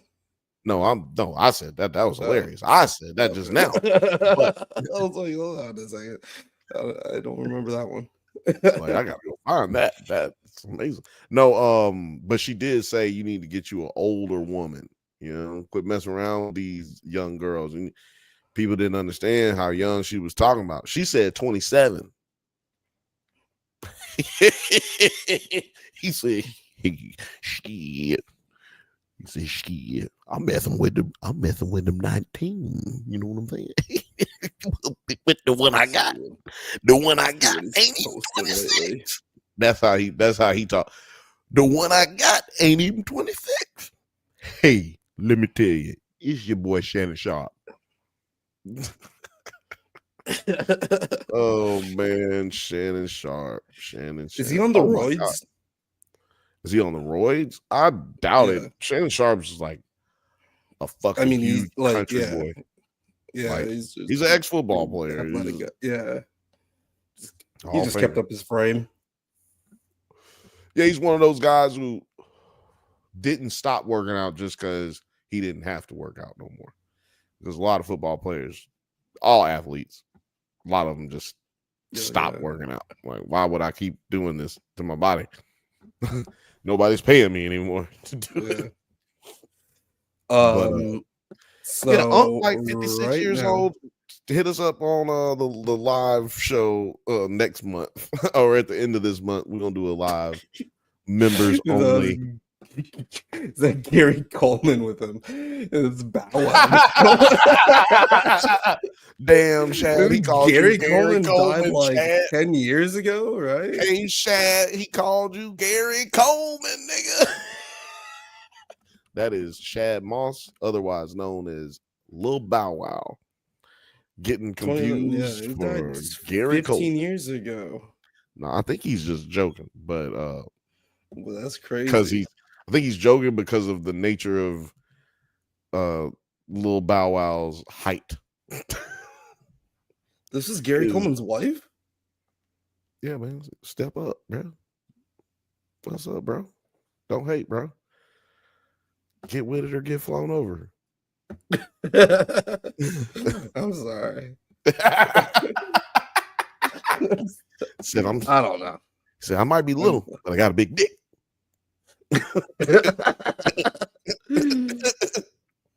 Oh man. But it says Gary Coleman's documentary points fingers at ex-wife over Different Strokes star's death. That's crazy. Damn. Crazy. Anyway. And then Bookskers that's a little preview. Said, I was lagging behind. I'm caught up now. 9, I have no intel. Oh. And that is like the first time you've ever let me down. Damn, Gers and Purrs. We was literally stalling. We was stalling, talking about Shannon, waiting for you to get caught up so that we could pick your brain. But I guess we need to pick up a book ourselves and figure this shit out. Nah. Just brush up on your ancient Assyrian Empire shit. Books, Gers, and Purrs. That's a gap. That's a gap in your knowledge, and it's unacceptable. We gotta get this Assyrian shit, man. We're supposed to know everything. That's not good enough. That's not good enough. It's not good enough, Gers and Purrs. Won't stand for it. We won't stand for it. But the country of 9. Country of nine via. Yeah. I think one of my ancestors actually this thing is ruled the kingdom, and that's where I get the name from. Zamunda. Fuck off. Ain't that the place in Coming to Coming to America. America? Yeah. I'm zooming in, everybody. I got to tell you guys. Oh man, because that's where this kind of look like it's close to, right over here. Like, no. This is Iraq, right? Yeah, this is the Middle East. So what do you think is it? Wait a minute. Does this look like the catfish? Kinda, I guess. Yeah. The mouth of that kind of looks kind like of a reach, but yeah. It's a reach, right? It's a reach. It's a reach, but I'm down with it. Like I'm like, keep going. Right? Hold on. See, I need the button closer to me. You know what I'm saying? Because this is definitely one of them moments.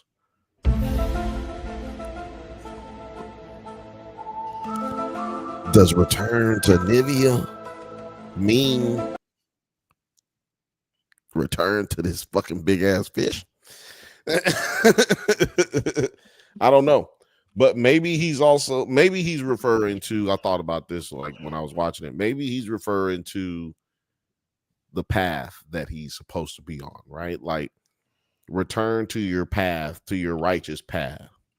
Considering we're talking about an ancient, like Nivea would have been a biblical time city, Assyrian time period. That all would have been like biblical times, locations, like partially why you can't Google map it. Yeah, like I just tried to Google map that shit. That shit did not do nothing. It was like, I don't know what you're talking about. There's a Nivian town. There's like a tent town named Nivian City or some shit like that. Yeah, they wasn't trying to fuck with me on that. So, yeah, I mean, maybe he's meaning get back on that path because after they, yeah, let's just get to that side. Bookskers in Purrs says, as soon as I have something, I'll Morse code that shit to you immediately. Yeah, send me your telegraph key, and we'll be able to figure these things out. Y'all got one of them walkie-talkies that only goes like 55 feet. He just went there. Yeah. I'll be kind of worried. I'll be kind of worried. I'll be like, hold on. How am I hearing you right now? It's only 55 feet. That's like, holy shit. Good. Yeah. It's actually a pretty good plot device. Hello, 9.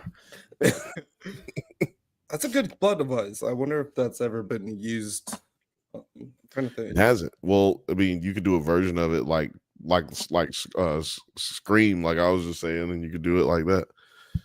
Hello, 9. But like just knowing that that there's a range limit, so that means that they're close. I feel like right, exactly. It's like, yeah. Oh wait, this thing doesn't. Yeah, hold on. Oh my god! Oh my god! Where are you? That's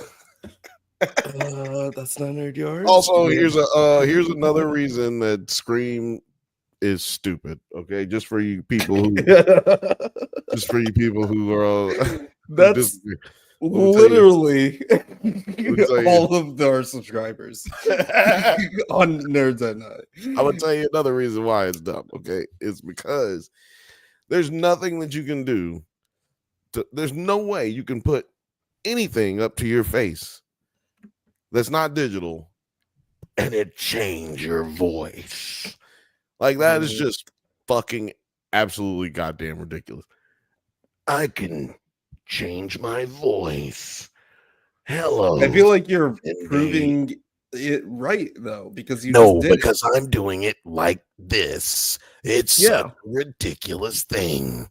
Because I'm fucking changing my voice. I don't need no goddamn box of matches. Maybe because I have you in my ears all fucking day, all the time. I can realize that. But like, if I didn't know you, or if I just kind of knew you. My voice. Then, Yeah, but I just changed my voice. That ain't got nothing to do with the Matchbox. That nigga pulled out like a Matchbox. Like, how'd you change your voice? Oh, you mean like this, Sydney? Like, what the fuck, nigga? Breaker Anyway. 19. Can I get a copy? 10 Yeah, can I get a copy? Hey, if y'all wanna complain, to hit the number. Call the number right there. 323-680-4101. 323-680-4101. Go ahead and make a phone call if you want to complain. Have we been stalked lately? Not since we told them to, find something else to do. Call the police. Not since we called out Film Age and told him that it was him. And I don't know that episode. I know. I'm just saying that's what happened. That's what happened. I'm not saying this Film Age, but it's still a funny running joke. Okay. I love it. If we get one now, then it's gonna be Film Age. Or Book Skurs and Purse or Talking Turd. We know the culprits now. Yeah, if we get one now. This is funny. I'll tie string to some Solo cups and toss them your way. Yo, son, that'd be so fucking creepy. A fucking Solo cup with a string on it fall inside of your fucking window. Yo, I'm done. And you follow it, and it just does not end. Like, it just. Oh shit, that's even scarier. It's just a long ass string. No, I wouldn't even fuck with that. That's not gonna happen because I'm not going anywhere. I'm not going to find out what there's on. Yeah. I'm gonna just talk. I might do this. Hello. Hello. Who's on the other end here? And then if that'd be what's crazy, if you hear something and say, "It's me," oh shit, I'm fucking out of here. I'm lost. Where are we now? Oh yeah. So yeah, eventually we get out to the lake, right? I thought this was a pretty cool moment. And I felt like, okay, we're going back into like what we did last week, kind of, you know what I'm saying? Like father, dad moments kind of shit. Thought we were going to get like a montage again, maybe.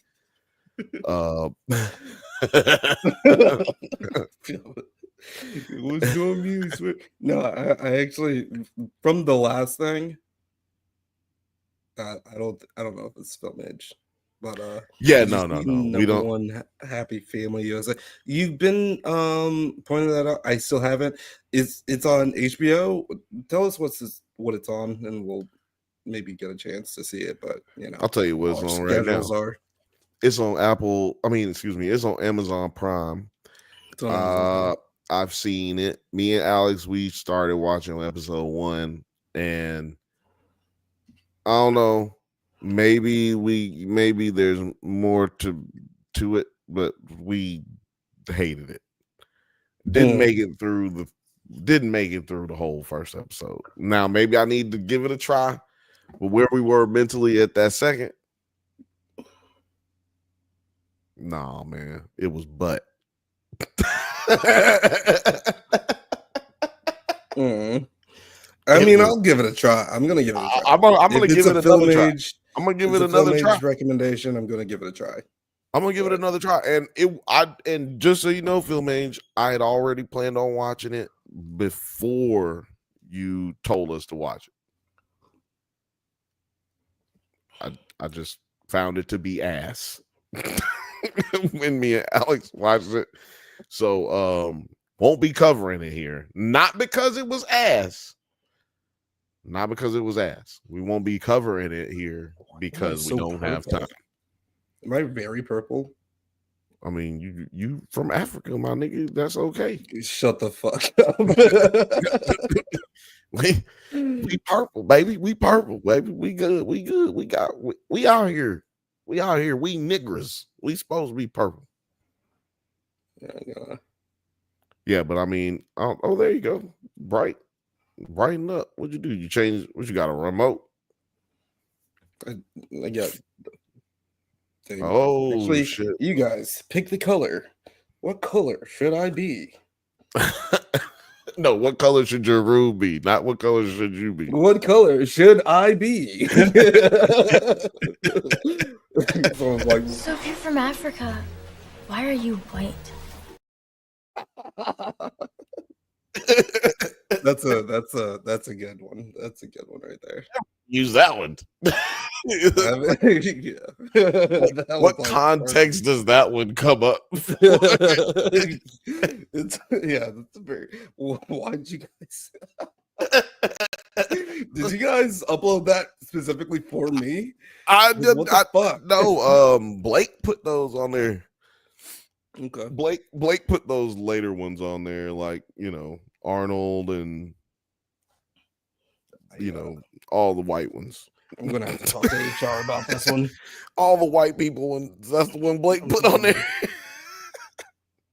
Me and Alex, we come up with our own clips. You know what I'm saying? We clip our own shit. What about Andor? Are you guys watching? Yes, hell yes, we are watching. We are covering that on Mondays. And it was lit on Monday. It was lit on fantastic. Monday. It was lit on Monday, and I love that show so much.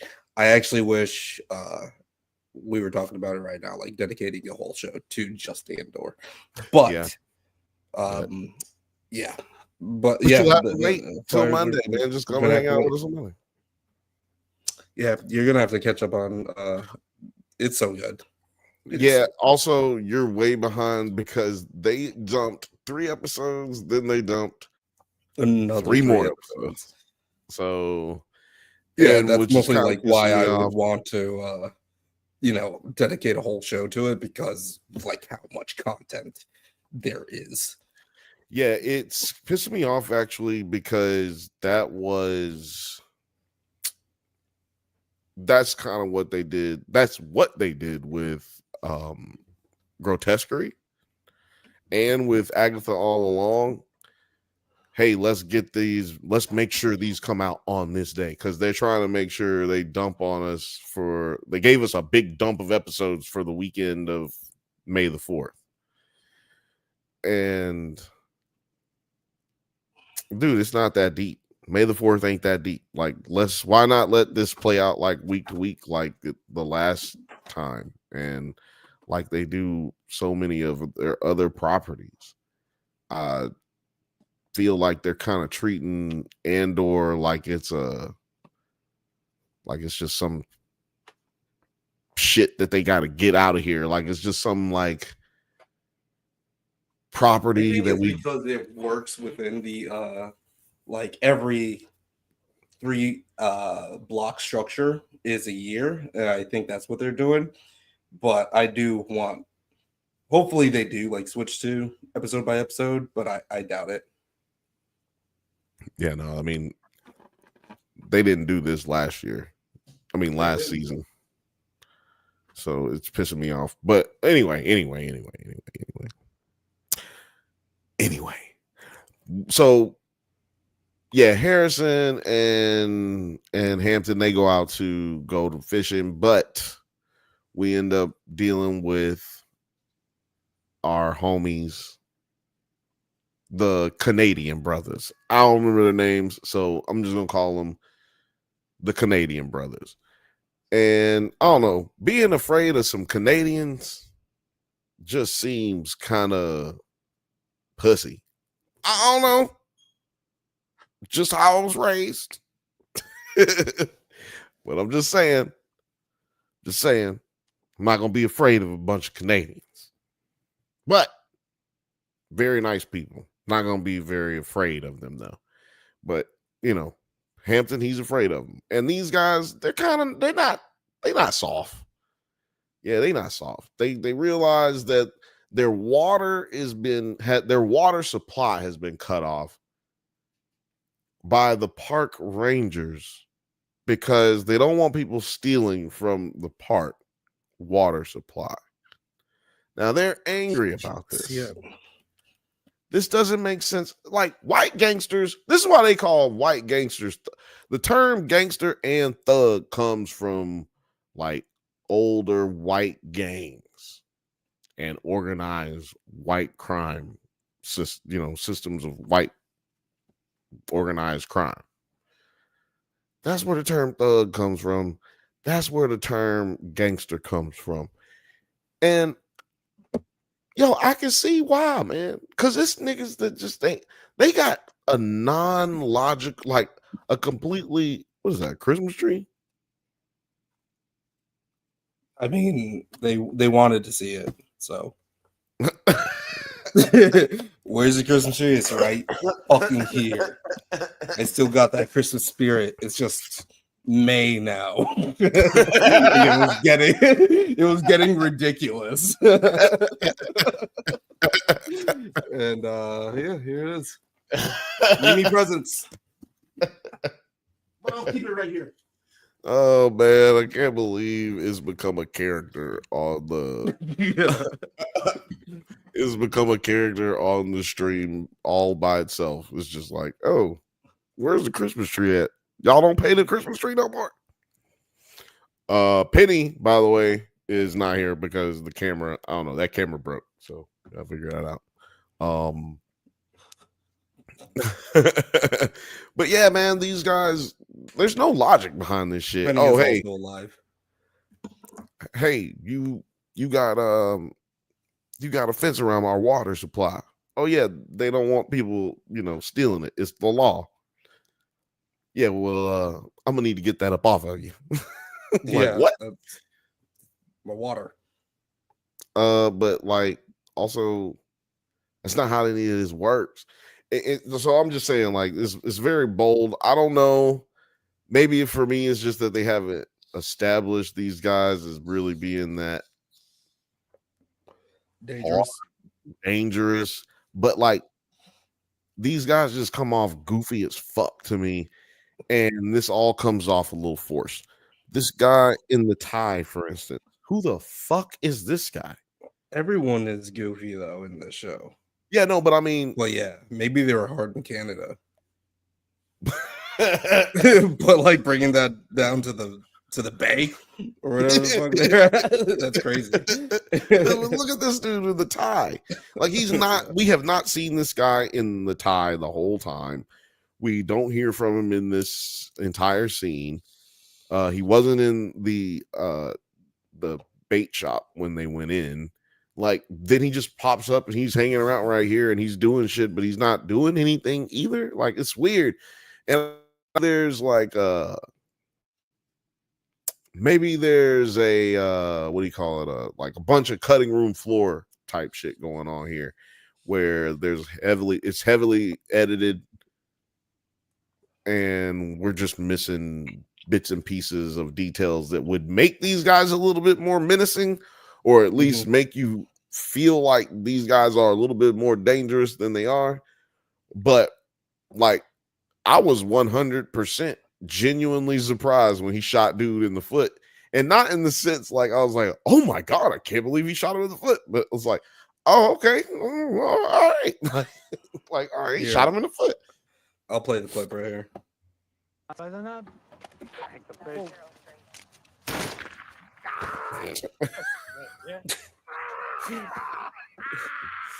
What I don't understand is, how does that take care of anything? That's what I'm doing, man. It's like that doesn't solve any problems. How does any of this make any sense, bro? Like, none of this makes any sense. Like, we just go steal the water. Yeah. Okay. Oh wait, we just go shoot this nigga in his foot. Okay. Like, what's he gonna do now? You know what? You guys shot me in my foot. You know what? You can just have your water. It's over. Yeah. Yeah. That's how it's going to be. You should just let me go home now, and I'll let you have your water. Canadians are a bit goofy. Yeah, they're a bit silly, but I'll tell you what, they did the right thing this election. Michael Myers. They did the okay. Wait, Michael Myers is Canadian? Yeah. I thought it was Mike Myers from Chicago. Oh, you're talking. Oh, I'm no, the actor. Like, no, not the. Not you're talking about Shrek. Yeah, no. I'm talking about the love guru. Goddamn it. I'm not talking about the chop your head off type dude. No. Well, I'm talking about they did the right thing this election. They went the right way, which I wish. Well, they were seeing like all of the shit that like America was doing, and they're like, okay, yeah, let's not do this. We're gonna do the other way.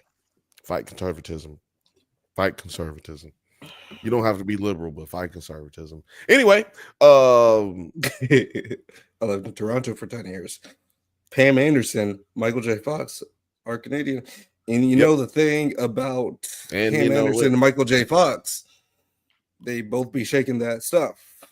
Yeah, they got that. They got that thing. Both of them got that thing. Who else is a good Canadian? Great Canadians. Oh, Paul Abdul, Canadian. Paul Abdul's Canadian. Yeah. Justin Bieber's Canadian, right? Justin Bieber's Canadian. I don't know if that considers that a good Canadian. Ryan Reynolds is Canadian, I'm pretty sure. Ryan Reynolds is Canadian. He's a good one. Yeah. Celine Dion, yeah, of course. Celine Dion is Canadian. You know what? Everybody put some more Canadians in there. Come on, Fifth Bantha. You don't know no Canadians? Oh, Ryan Gosling, not Ryan Reynolds. Ryan Gosling. Ryan Reynolds is from Canada as well. Yep. Both Ryans are on the list. Yeah. Oh yeah. Seth Rogen is Canadian. Seth Rogen. Have you checked out the show I've been asking you to check out yet? I have not. I mean, I am going to. We're gonna do the whole thing right here, you guys. We're gonna do the studio right here. Whole thing will get broken down right here. Seth Rogen and Sandra Oh. Okay, there you go. Sandra Oh is the Sandra Oh is a good one. Fifth Ben said, "Man, I don't know. Y'all named all I can think of." Who else looking at it right now? Canadian. Fucking Keanu Reeves. Keanu. I did not know that. That's cool.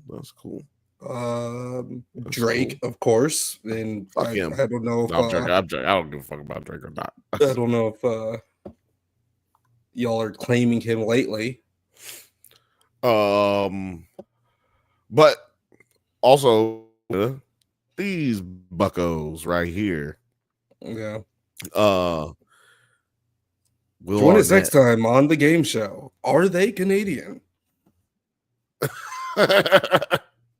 Only at Nerds at Night. Yeah, so yeah, I don't know. None of this really. I'm not feeling this shit. I'm not feeling these guys. I don't fucking like these guys. Yeah. I think that they're weird, but I like the actor. I don't feel like we've had enough. They're just not intimidating. Yeah. I don't even like, even if they are intimidating, I don't know one of the brothers from the other right now. Like, I haven't heard any of their names. It's just weird. Brothers from the other. Yeah. So we end up getting back to the cool part of the episode, which is also subsequently straight up the cool part of the episode.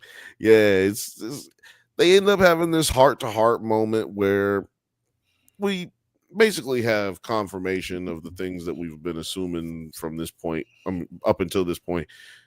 He thinks Harrison thinks that Hampton likes him more than he likes Einstein, his other son, more than he likes Harrison. And that's what it is. Couldn't really be more further from the truth. It's just that, like, he lets him know he's just an asshole. And, it's hard to communicate with an asshole. And if that's just who you are, that's cool. I fuck with it. Which I thought that was like about as good as you can do as a dad, as far as having a conversation with your son after you've gotten out of prison. And yeah, I was struggling earlier to like describe. I just said Native American. That's a bit derivative. It's Chumash. He says, "What's with all the Chumash stuff?" And it says here that the Chumash are Native American people who historically lived along the coast of Southern California and on the Channel Islands. Oh, So nice. that's So where the little islands around Southern California. Yeah, okay. So we're really, yeah, I know where that is. Some of that is considered Mexico, where they're talking about. So that might be why they included those islands as well, because it's like the Pacific side of Mexico. People don't think about that side. Huge prawns over there. Very beautiful scenery out there. But yeah, you get prawns like this big out there on that side of the coast. But yeah, like they're here in Lake Piru. He's talking. I guess maybe they probably spread this tribe could have spread out all the way in this area as well. Piru, like Suwu, or like Piru. Yes, sir. Like Piru. Okay. Oh, excuse me. Looks beautiful. Yeah, it looks like this an on location shoot. Which man, I can't imagine how much money they. Oh my god, is that the water line? Jesus. Oh yeah. Oh yeah. Oh That's yeah. not good. It's not good. It depends on what time of the year that was. Yeah, I guess like there would be. But anyway, also they could have CGI'd that water line right on out of there. Right. Yeah. Yeah. Back in the 60s was all gravy. Right. Could have easily just did away with that. Yeah. Right here though, I felt this moment and I was like, hell yeah, he's doing good. Then he promised Harrison that he would do anything in his power to make sure he never went back to prison. God damn it. Or not anything in his power, but make sure he said he would not ever do anything to put himself in that position. Man, nigga, that immediately right after this, he falls into the goddamn lake. But like, yeah, he says, I'm embarrassed by you. I was like, what the fuck? That is brutal. That's what I meant by I felt it, but it's like at the same time though, Hampton he took that like a champ. He was just like, I understand that. He's like, sure, but don't be using that embarrassment to forget who you are, like to take away from who you are. That's not like, you can love other cultures and everything, but don't do it for the wrong reasons necessarily. You know, don't just use your anger for me to get lost in who you are, which I thought was a very touching moment. He said he hasn't been out of jail a week and he lies and steals and cheats and commits crimes every day. I mean, yeah, he is averaging a crime a day, basically. What did he cheat on? I mean, I don't think he means. Hey, more like scoundrel cheating. Where was he cheating? He ain't cheat yet. Not that I don't think that he will cheat. I just don't think that he has cheated just yet. Give him some time. But yeah, this is what's happening here? I'm gonna try to take this slips. Okay, look, go back and look at his shoes. I'm the king of the lake. Go back to where you just went, because his shoes were what pissed me off the worst. I mean, the most about this. As a person who fished a lot. You be fishing a lot? I have fished a lot. Is that how you stand? Well, that is how you would stand if you were wearing some good shoes. You know what I'm saying? You kind of get your feet squared away, position real nice. You know what I'm saying? Get some balance. But the problem he's got is he's wearing dress shoes. Niggas looks like he's going to dance with the Temptations, which is why he slips right here. God damn it. Like, that is exactly why he slips. He got on dress shoes. are those dress shoes? Yeah, they're like little, yeah, they're not tennis shoes. They're not. Yeah, they're like hush puppies. Shoes. Yeah, they're just they don't got no Some hush grip on them. puppies. Ain't no grip on them. And yeah, the I mean, boat putting is your wet. foot in the bucket is like the most 1960s slapstick humor that I can think of. Exactly, but I just thought, oh, okay, that's all we got here. And then the nigga fell back into the ocean. I mean, into the lake, but it felt like he dropped in the ocean. That's why I keep saying that. I'm the king of the lake.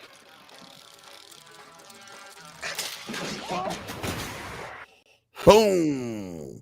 Now, all director of photography again in their bag, but this is also kind of cheating. I feel like anybody with a good enough budget, they try to get an underwater shot like this. They're like, oh, we gotta go for that underwater shot because it looks so fucking cool, man. It's a good shot. It's an amazing shot. It's always amazing. Never fails. It's just like, damn, killed it with that one. But this one continues on. Like, I thought that little when they got the ranger and shot him in the foot, they threw the cooler out into the lake. I thought that's what he was pulling on when he was pulling stuff in, when he was pulling in the fish. I thought he was pulling in that cooler, which would have also been some old like 1970s type humor. You know what I'm saying? Like, oh, he went fishing and pulled up a tire type shit. You know what I mean? Like, but in this case, obviously, Here I'm trying to right there. Yeah, we get the big fish moment. Yeah, and that's man. A catfish. This is a big ass catfish. Now, people are probably wondering, why the fuck are y'all talking about this show? But other people who have watched it are probably wondering, can a catfish get this big? The answer is yes. A catfish can get fucking massive. Yeah, don't they have like indifferent growth or something like that where it doesn't, like, they can grow continuously? Yeah, like a lobster, but a lobster sheds or has to shed and so sometimes that shedding process can end up killing the lobster, or they'll get stuck or whatever. But a catfish does not have that same issue as long as it's not damaged in a fight or in some type of accident, or it's called when a animal what do I search? What are you talking about? I don't know the question. Like, because like there's some animals that can just like grow continuously, right? Animals that can grow forever, or animals that can live forever. That's a good way to start, because it's assumed that squid and lobster and catfish are in that vein. It's indeterminate growth. Examples include lobsters, crocodiles, kangaroos, even in certain fish species like goldfish, catfish. These animals. Holy shit! What? I'm sorry. Continue. Yeah. Those animals grow until external factors like predation, disease, or lack of resources limit their size and lifespan. See, this is what I'm saying. Now, wait a minute, goddammit. We don't know how long kangaroos live, my nigga. That's the thing. I was like, kangaroos. I thought this was like more to like reptilians and amphibians, oceanic and animals and shit. But yeah, a kangaroo can grow indefinitely is kind of crazy, or at least live indefinitely. That's dog. Well, this is just I said animals that can grow forever, right? But forever means the lifespan. Like, you know what I'm saying? Yeah. Like, if you can't grow forever if you die. And indeterminate means that they cannot. That's not a fact, but they haven't. Let me look up the oldest kangaroo. Because see, this is the thing. That means they're not finding a bunch of them laying around dead. Like if that's the case, they're not that, because that's why they assume that with squid, jellyfish, lobsters, you don't find a bunch of them just dead on the ocean floor. Like crazy. I don't know. And they found some that you can't. So when a lobster gets to a certain size, you can't eat it. Unlike like when a fish gets to a certain size, you can pull it out of the lake. When when a lobster gets to a certain size, you have to leave it in. Man, says kangaroos generally live 6 to 20 years in the wild and can live up to 20 years or more in captivity. Lifespan varies between species. For example, tree kangaroos have lived to be 27 years old. I mean, yeah, I guess like so. That is kind of crazy for kangaroos. That's insane. And what the fuck is a water bear? What the fuck is a bear of water? Nigga, I think it means tardigrades. I'm with books, girls, and purrs. Never heard of a water bear. What are you talking about? Like a tardigrade is in space or a microbial. Yeah, like isn't that what a water bear is? Water bears are tardigrades, right? Yeah, Oh, yeah. Water bears are tardigrades. I just never heard them called the water bear. Ain't never heard of called a water bear. It's like, what are you talking about? A manatee, nigga? That's the sea cow. He said yeah. Oh man. Yeah, tardigrades are crazy because they can they can live in space and like next to lava and shit. Yeah, they're indestructible. It's insane, but also amazing. But also, like we were saying, catfish are one of those animals that can just live forever. Shout out to Jedi Master Grayson. He said, "Water bear, laugh out loud." See, I know what he's saying. He's saying, "Water bear." Water bear. Oh man. Yeah, Keenan and Kel impersonation, water bear. But yeah, like the water bear, we do not know of anything that kills a catfish other than human beings. And actually, we can't kill water bears. But yeah, the catfish can pretty much last as long as those other animals and get huge. There's this thing called noodling that they do with catfish. It's a sport. You stick your arm into the swamp water, and they do it a lot in Mississippi and North Carolina. But you stick your arm in there, and then you wait for a big ass catfish to come in there. You got to stick your arm kind of down in the mud.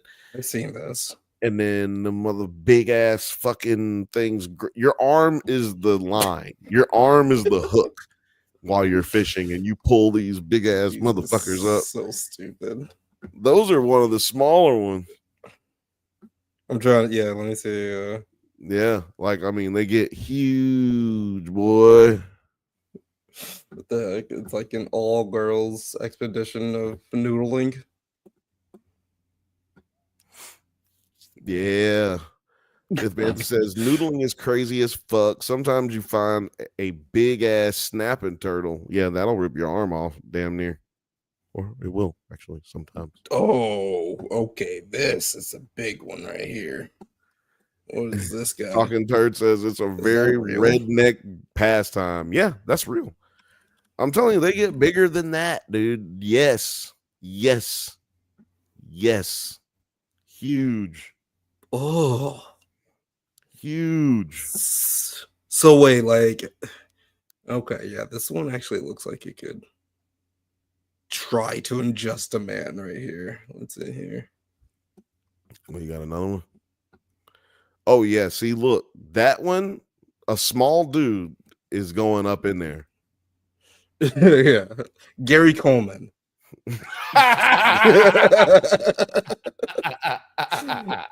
If you will.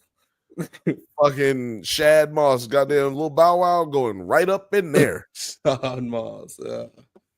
Fucking what's Bow Wow's dad's name or whatever? Oh, I don't know. Does anybody know his father? Isn't his I dad thought his like mom. I thought his mom was a single Shows? mom. I don't know. Shit. Look, when Bow Wow came out, that's the only time I knew about Bow Wow. I don't know nothing about that nigga now. Okay, wait. Maybe I thought someone else was Bow Wow's dad. Wait, did I think that Master P was fucking Bow Wow's dad? Oh, you're talking about? Yeah, you're talking about what's his name? You're talking about damn, what's that little nigga's name? He was another little man. Yeah, they used to kind of beef, I think, unless that was fake because they was both children. Oh, Little Romeo. Little Right, Romeo. Okay. I forgot about Little That Romeo. He used to do this commercial. Anyway, he used to have this commercial out here in LA for one of the colleges. It was so stupid. It was hilarious. Yeah, he had a university or some shit, right? Yeah, that shit was fucking hilarious. Talking Turd says Gary Coleman would be a chicken nugget to a catfish that size. Okay, break it down. Crazy huge. What do people do? Smoke or dry them? You don't do anything. You don't want to eat nothing that size. That's fucking disgusting. Oh, yeah, that's a complete Catfish bottom feeder are at that point, right? catfish are bottom feeders, and you do not want to eat nothing been down there that long in that. Typically, I do like catfish. Typically, you don't want to eat anything that large. Yeah. You wouldn't want to eat any animal that's been around long enough to get that size. Yeah, because it's just like the biodegrade that like happens. Yeah, and it's just like it taints the meat. They've been beaten up. Think about all the fights that they've been in. Think about all the things that they've escaped. Think about how much their body has been worn down. Yeah, like, yeah, nah, dude. But that's still not as big as this motherfucker right here. Like, what is happening here? That's crazy. Yeah, look at nowhere near as big as this dude. But that's the thing is, like, you don't know what's down there. It could be a guy down there that big. You never know. Jesus. There could be, you know what, though? 9, that actually is pretty close to what that other one was. That's pretty big. Like, That's I don't know actually if it's, pretty close. I'm not gonna say it's the same size, but that right there is pretty goddamn close. Okay, because people haven't watched the show, so let's just show them what actually happens. Yes. Yeah, you know what? Yeah, you're right. You're right. Right, let's just Only reason they're here is because we cool.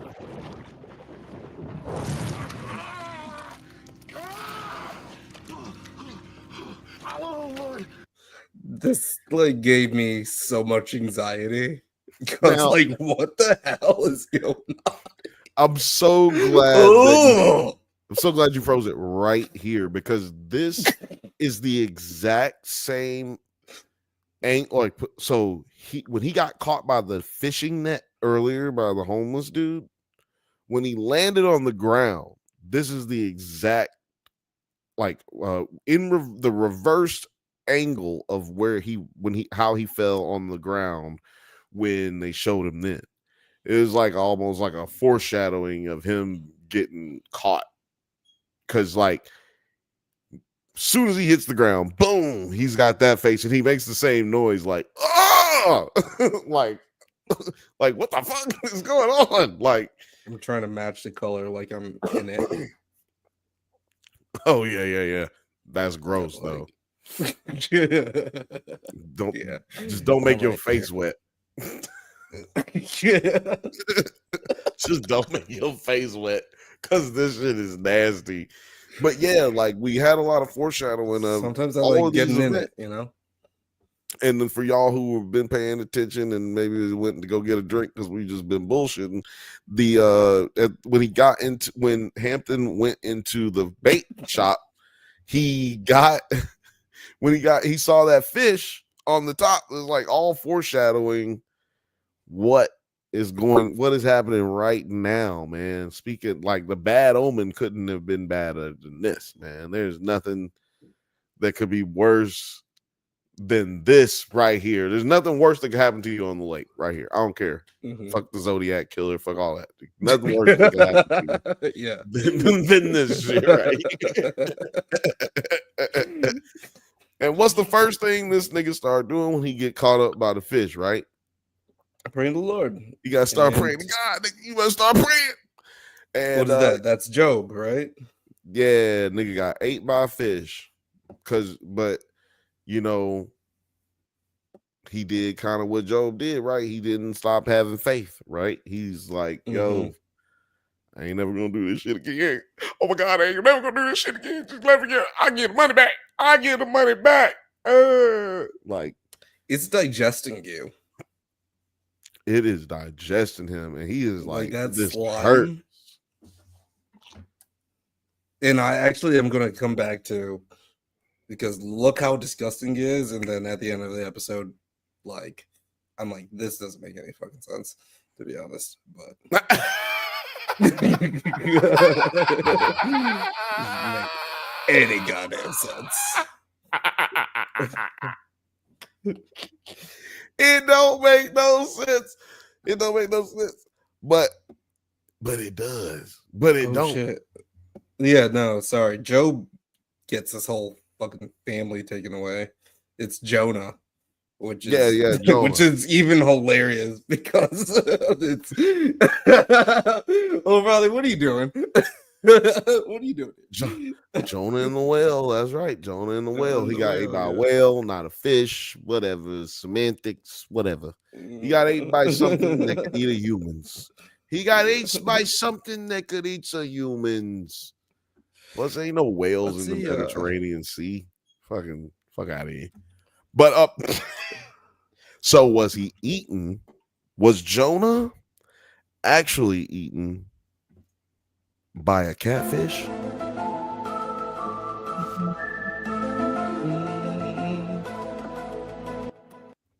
Who knows? This is crazy right here. So yeah, man, he gets eaten by the catfish, but like you were saying, he's getting because that does look like a catfish. With this, it does look like with this interpretation. That is not a fucking whale. That is a catfish. No, that is a huge. See, this nigga was going noodling.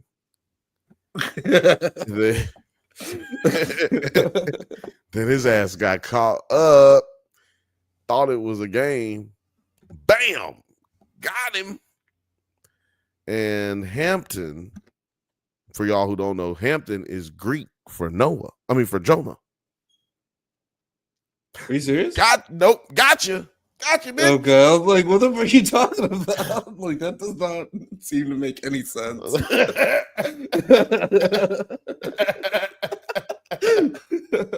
This is much like this fucking episode at the end of this episode. I mean, like, spoiler alert, he doesn't get eaten by the catfish, but like,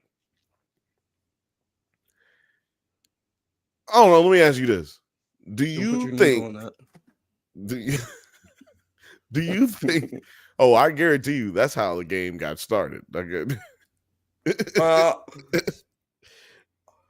I guarantee you that is how. I guarantee you that is the origin of that fucking game right there. Sticking your noodle in it and then coming back up with a fish. I'm noodling. I caught one. Mom, I caught one. You can't tell me nothing different with that fucking name. Can't tell me nothing different. But I got a question for you. Was that real or was it fake? Was it a dream sequence or did he get eaten by a fish or no? Because before you're saying yes. Because it's that type of show. Yeah. Okay, yeah, we're just going. This nigga got Hold on, ate. I'll be right back. Rip for a second. See, I am on the fence of whether it happened or not. I hear what you're saying. It's that type of show. See, Talking Turd says, I haven't seen the show, but I'm guessing dreaming. See, I thought it was a dream at first, right? But then the way he's released out of this fish and then integrated into the world, if you will. No, like the way he escapes from the fish and then he's just purged out. The fish just throws him up, I guess. And then he goes up to the surface, finds a cooler, the cooler that was thrown into the lake, and he holds on to it to help himself swim to shore. So it didn't seem like he just, I don't know, it didn't seem like he was dreaming, because he didn't hit his head. He didn't have like any like situation where he inhaled a bunch of water or something like that. Harrison drove off with the boat because he didn't come back up. So Harrison drove off with the boat. So he didn't have any way to like,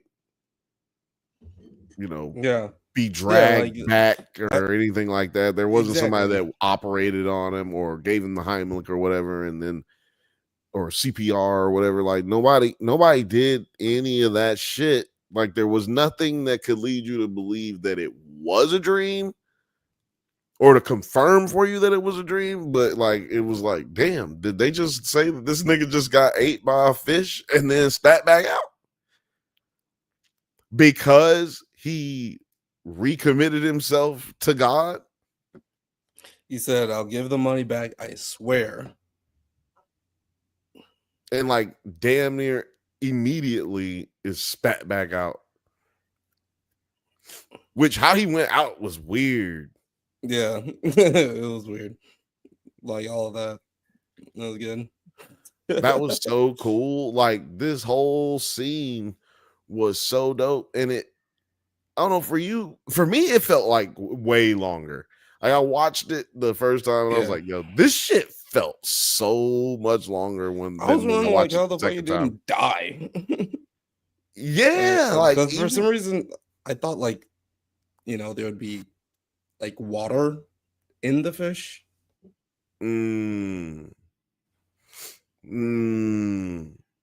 But is there water in a fish?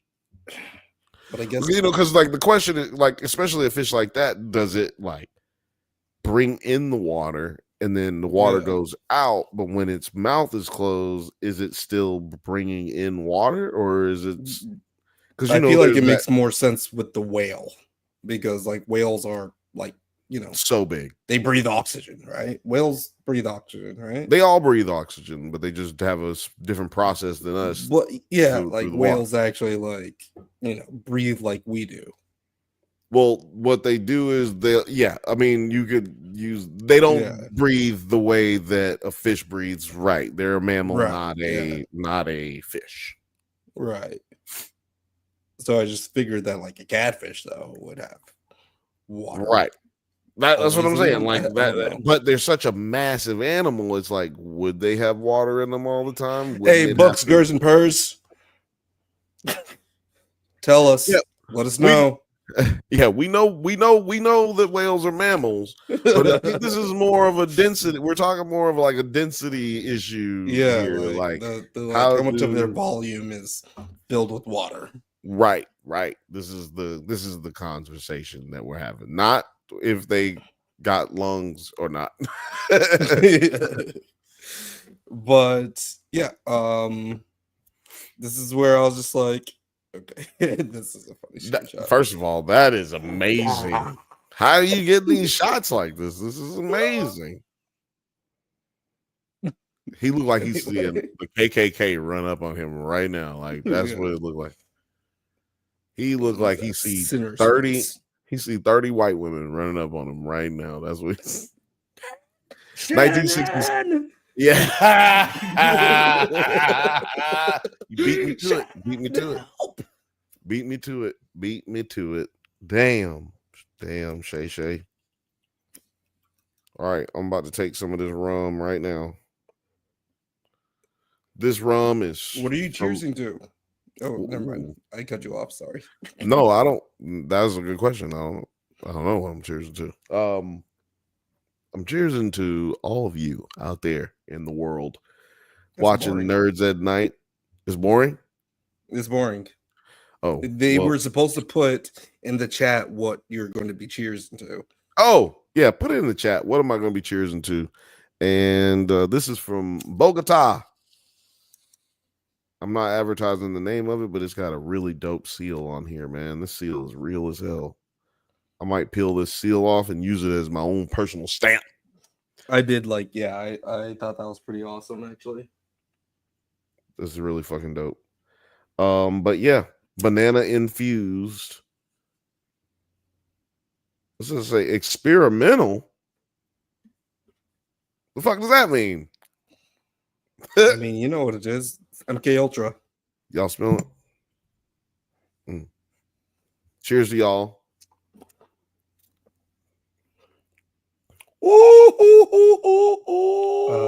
I think the only one that we're gonna get right now is cheers into Big Catfish. Well, hold on now. God damn it. Yeah. Whew. It's more than one shot in that thing. Yeah. No. I didn't even drink the whole thing. Different. I put most of it in here. Yeah. Because during the team meeting, I was like, cheers.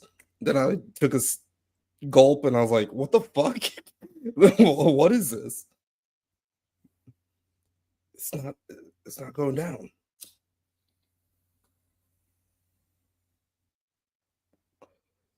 Damn. Got you glitching and everything.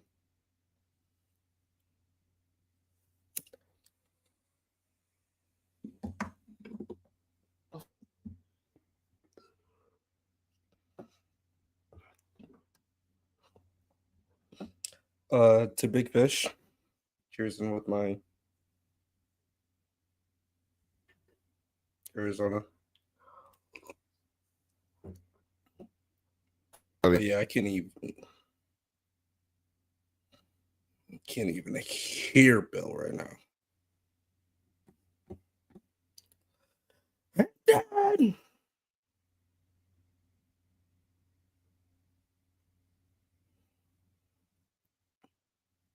Oh yeah, but they threw in this case, and I thought there was going to be something like important in the case, but it was really just like some form of kismet for them to have him to float on. Let me see if I can. I thought there would be something in the case too. It just didn't. I was actually kind of disappointed that Yeah. No bullshit. I can't remember, and I don't think in the episode that we even saw or seen what's in the case, but I was kind of like, okay, there must be something important in that, but we didn't get any realizations like that. Yeah, no, I was pissed about that. Actually, I'm not gonna bullshit you. I said I was kind of pissed. I wasn't kind of pissed. I was 100% pissed. Because I literally had committed myself to, they spent a lot of time with showing us about that. They definitely going to have that in there again. Mm-hmm. And they did, but nothing important. And yeah, like, again, does he tell anyone about being inside the fish? We're getting to the end of the episode here now. And well, I'd say go ahead, spoiler alert. He does not tell anyone that he's inside the fish, at least not by the end of this episode. Now, he'll probably do so. Well, I have to imagine he'll definitely tell someone next episode because of the nature of his religious, what do you call it? Like his search. Ideology, yeah. His ideology and his search to be on the right path. He's going to definitely mention it because he's also like a gloat, he's a gloater, so like he's definitely gonna mention it to show everybody how righteous he is. Mm-hmm. And he's gonna do it in a silly way too. He's gonna just like, if Bokeem shows up the next episode, he's gonna be like, I gotta give the money back. Bokeem's gonna be like, why? And then he's gonna be like, I was in a fish. That's exactly how he's gonna look at him like, what the fuck are you talking about? That's exactly how he's gonna say it. I was in a fish. Like, all right, nigga, Everybody gets some pussy every once in a while, but like, right, yeah, man, something like that. I ain't giving away no money. So you and the wife are back together. Yeah, I'm happy for y'all and everything, but we ain't giving it back this money. He's gonna, it's gonna be something like that. Oh man, but yeah, we run back into our owl here, which is like, it's almost like the owl is like saying, "I fucking told you, nigga." Yeah, and the owl's eye is crooked as hell. Owls have crazy eyes, to be honest. They get Also, the owl's eye should not even be moving like this. How does this owl have a lazy eye? Oh, now see, his mama ain't have good health insurance. Like, I don't even think it's physically possible for an owl's eye to move this way, because owls have, like, their telescopes. Well, they're Like, also nocturnal, like they go. so it's like, No, I'm saying, like, how is the owl's eye lazy? Because hold on, let me see here. They can move their eyes around too, though, so it probably just looks like they move their heads. They can. I thought they could move their eyes too, though. No, they move. That's why they move their heads, because they don't have the capability. They can see far as fuck because their eyes are like telescopes, right? Right. So their eyes are like telescopes, like deep into their craniums. So, like, for an owl's eye to be lazy, it has to be like completely like fricked up. And they move their heads so much because they can move that bitch like the Exorcist. Okay, let's see here. Yeah, I'm reading this too.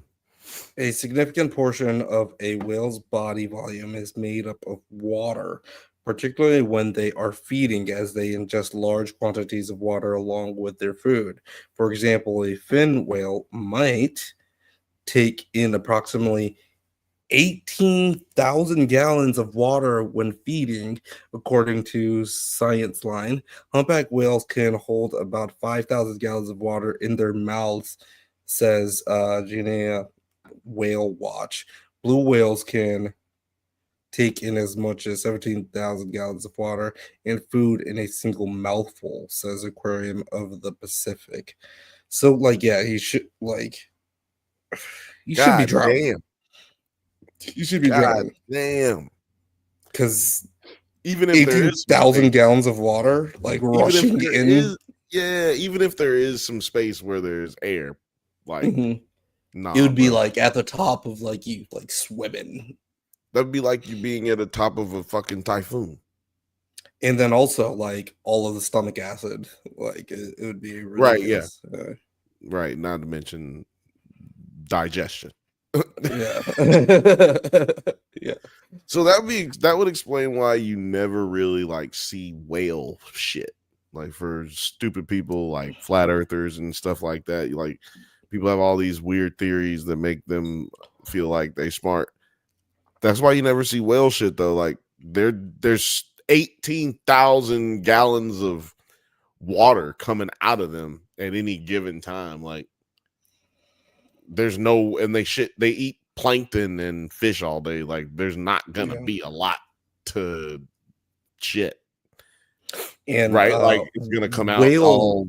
So every bit of the ocean is just whale shit or whale penis. Well, pee, not whale penis. Unless you're talking about the dead whales that. Have you ever read Moby Dick? There's like a whole chapter just describing. There's just a whole chapter describing whale penis. Yeah. Yeah, man. Some people like that WB. It looks like WBC. Some people love that WBC. Some people gotta have that white that But yeah, like I'm just looking at this owl here, and I'm like, okay, hold on. And this is just something I'm catching right now. This owl is fucked up. I mean, it might be And CGI it may be or fake. Yeah, I'm pretty sure like they're doing something weird here. Because he was when he flew over their head at the beginning of the episode, that was definitely CGI, and I was like, all right, yeah, like their eyes are typically like dead center because of dead ass. But they're also very they're like the only bird with their eyes that center, like similar to humans, but they're also nocturnal, so this is very weird for me as well. The owl. Oh yeah. But that's also the thing, though, is like we're seeing is to see the owl, and we're seeing him, therefore, bad omen, right? Yeah. So that at least paid off. The bad omen at least paid off, but they did basically put this owl here for people who may have been too dumb to have caught or to put those two together at the end of this episode. It's like, didn't I tell you, nigga? I told you, nigga. I told you not to be going out here messing with the goddamn water. See, you're going out there messing with that goddamn water. What you find out there? What did you find out there? Yeah. See, because you're fucking around with that goddamn water. See? That's how I got my eye like this, that catfish. So you went out there and you found out something you ain't want to find out, didn't you? Hey, where's the button? This has been a very educational stream. Oh, yeah.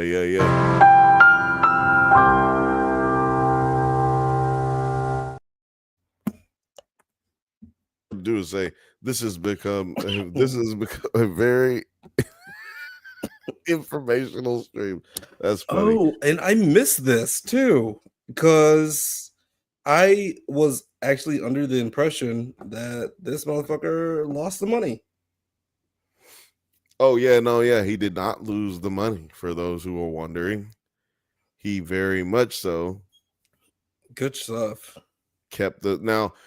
This was tripping me out. Like, what is Harrison looking at these rocks for? But that's when they were skipping rocks together the episode before. So he's like having all these moments like, damn, my dad's dead. And like all I ever did with him was skip these bitch ass rocks. And I was giving him such a hard time, and I could have just been nice. I actually do love you, Hampton. Fuck. It's like Talking Turd says start a channel called Learning Nerds. We don't have a channel called Learning Nerds, but if you want an educational channel, it's very specific in niche. It is regarding the Zimbabwean Revolution of 1980, and we do interviews with the freedom fighters of the 1980s, the ones that are left because their stories need to be told, and that is Chimvukela TV. That is CHIMVUKELA TV, Chimvukela TV, if you want to hear stories of revolution, similar to not the legendary like Luke Skywalker figures of like Star Wars, but more the boots on the ground revolutionaries like Andor, I would say. So go and check that out. Chimvukela TV. But yeah.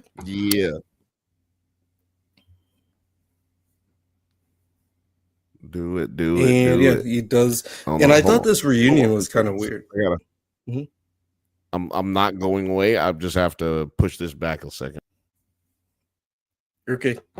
But yeah, I did find that this little interaction was weird because they are both reserved people, but this kid 100% thought his dad had drowned to death because he was gone for a long time. He was underwater for quite a while, and he was looking for him. He had enough time to actually like go to the fishing outpost and report that his dad is missing, and then fire off these bottle rockets to try to signal to his dad. And that like he was in that bitch for such a long time for all of that to happen. And this is when I got like a little bit annoyed because like while Well, my thing was, what was more annoying? Was it more annoying that Harrison left in the first place? Or was it more annoying that when he got there, all he did was look around their campsite and then sit down? What was annoying about it to you? well, I mean, he's started off the bottle rockets or whatever. No, the most annoying part is that like his shirt is clean, his hair is not like gooped up. Like, Oh, you talking about like his him? shirt looks completely fucking dry. I was like, what is going on here? It does look a little dry. His pants are kind of wet. His shirt does look a little dry. To be fair, this shirt is kind of a rusty He should be brownish color, disgusting. but he should be, well, I don't know how disgusting he should be, but he should definitely have when he got out of the water initially, he had more mud and dirt on him. So he should at least be dirtier than he is right here. Right? Like at the very least. Because if you go back to when he got out of the water, in comparison to this, the nigga might as well just got out of the shower right here. Look at his hair. Look at his hair. Like there was his hair should in be everything. Like yeah, exactly. And then also his shirt. I don't know, man. Like he should be like a mess right now. I would argue nothing from the catfish should still be on him because he swam so far. Yeah, but he had to crawl. Like a lake is just mud and water. Like he had to have crawled through, coming ashore. He was just sludging through it. And like I said, if you go back, he when he lay down off coming out of the water, he had mud and dirt on him. Yeah, but his shirt is completely clean. Exactly, he's clean as fuck now. He's clean as hell. It's almost like they did those scenes completely separate of each other. It looks like a very low budget show so far. Like as dope as some of the things that we've seen have been, this seems like it's pretty low budget. Like they might have had one day to get all these in type shit. Oh, I bet. Because if it wasn't one day, it was like they shot this scene first and then like continued in the morning to get the other shit. They probably shot all, you know what? There's two locations because there had to be a studio shoot for the water scene. Right. So they probably got all the location stuff that they needed, threw his ass in the lake a little bit and fucking got the mud, put it on him, laid him down on the side, lay his ass down on the side of the water and get this shot, and that's it. So it's probably 1 day of one day of on location shooting type shit. And then what do you think that there was like something going on with this whole Ranger situation? Like I feel like there was some tension about this here. I'm glad. See, because I was just about to say I'm off of it. I'm dead. I'm sleep off this, bro. Like every white dude in a cop uniform ain't scary, y'all. Y'all gotta stop, dog. Y'all just gotta stop, man. Because this was awkward. It's like, why is he looking at him like that? Like, why? Like, what is the tension of the scene even? Right. Why is there tension in the scene? Why would they feel like there's anything to be tense about? And that's what I'm saying about earlier about the Canadian gang dudes. Like, is there things that are missing that we just haven't seen? Like, is there something that would give us cause to pause in this situation where where we go, oh, okay, yeah, this makes sense. They shouldn't, oh, I wonder if he's gonna figure out, because they worried about this. A nigga just got shot in the foot. That's what I'm saying. Like if they got away with that shit, then why are you tense? Like what world is it, or are we living in here? Who didn't hear a nigga get shot? And also when Harrison came to tell him his dad fell in the lake, nigga was like, word, you know where he fell at? Yeah. Word. Hold on a second. Got on phone. Hey, somebody fell in the lake. That's not my job. Right. All right. I'll talk to y'all later. That is definitely not my job. It's like, what? Nigga got shot right here. Somebody had to hear that.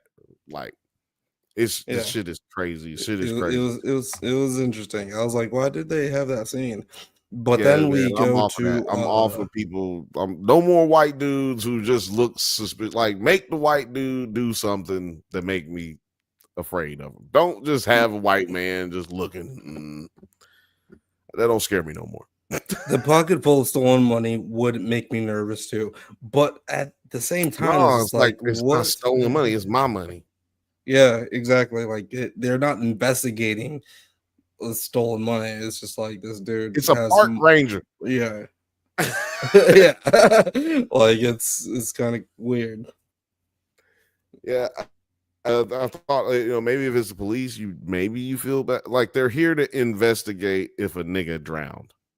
Like, Yeah, I don't think that it matters. Man, I turned the controller off on this camera, and now when I move my hand, it goes anywhere I go. I thought that was actually kind of cool. Like that's kind of pretty cool. Like it's sticking with you. Get over here a little bit, goddamn it.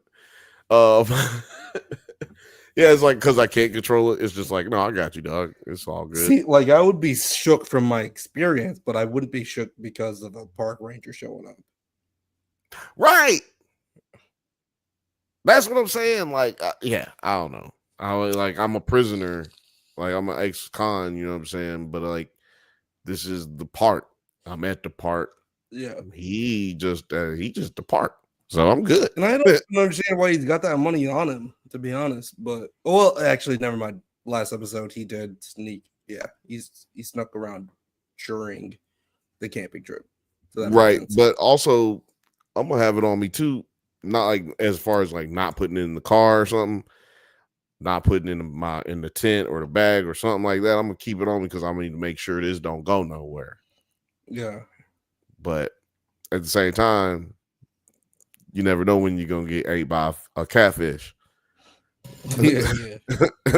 You never know when you're gonna get ate by a catfish, so you could end up fucking your money up that way too. Who knows? So this is the last scene, and it's I don't know if they're like ramping up to something. Like this show is so weird because I have no idea what it's leading us to. No idea.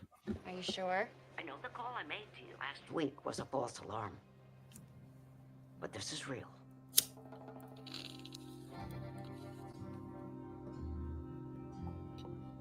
So basically, this lady was saying that she's always calling about like someone being up in her chimney or some shit. Can I help you?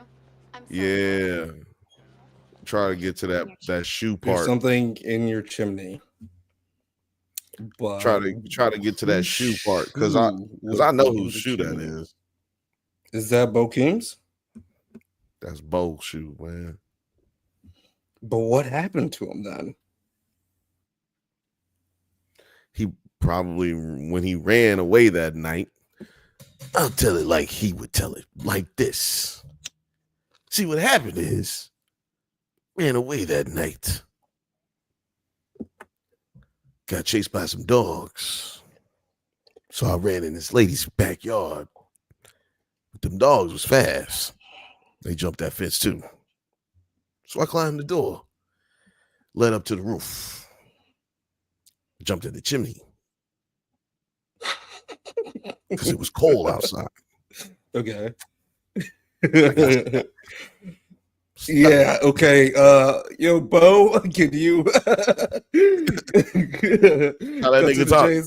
Yeah. Talk just slow. Yeah. Cuts it off like this. Leads it in, yeah. I don't know. It's not my shoe. I don't know. I got both my shoes still. I still got both. But it looked like a prison shoe, so it could have been somebody that got out of prison too. It could have been somebody that, because it do look like kind of like a prison shoe. Rudy Lives. Rudy lives. Like it's like a jail shoe. At least it looks like to me like a jail shoe. Whose shoe do you think it is? Or you don't even know? You just like this. I don't know nothing. I mean, I said at the top, I was like, it's got to be Bo's shoe, but like at the same time, why didn't they?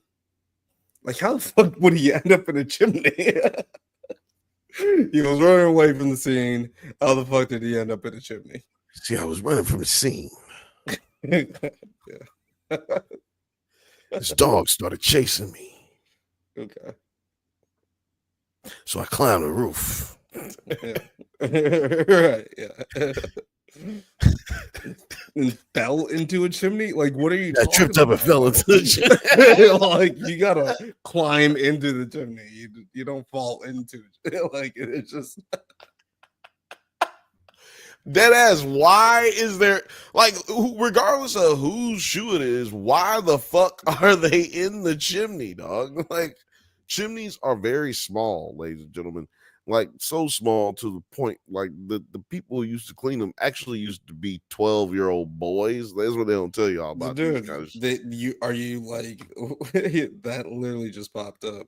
And damn, I didn't even. They used to send small boys up chimneys to clean them. That right when you said that, it fucking literally popped up. Man, that's crazy. Look, hey man, what they sell you?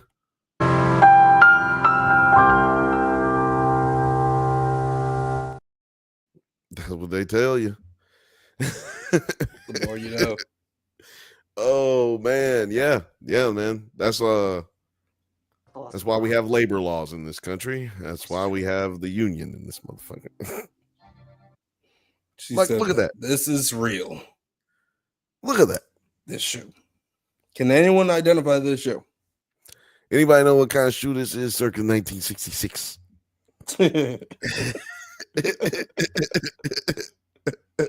All right, Columbo. Yeah, Columbo. You gotta talk like this. Now, and one more. I had a brother that used to have a shoe like this. One more thing. My wife, she's been bugging me about getting her a shoe. What size red shoe bottoms? This is red bottoms. She wants red bottoms. I told her I got orange bottoms.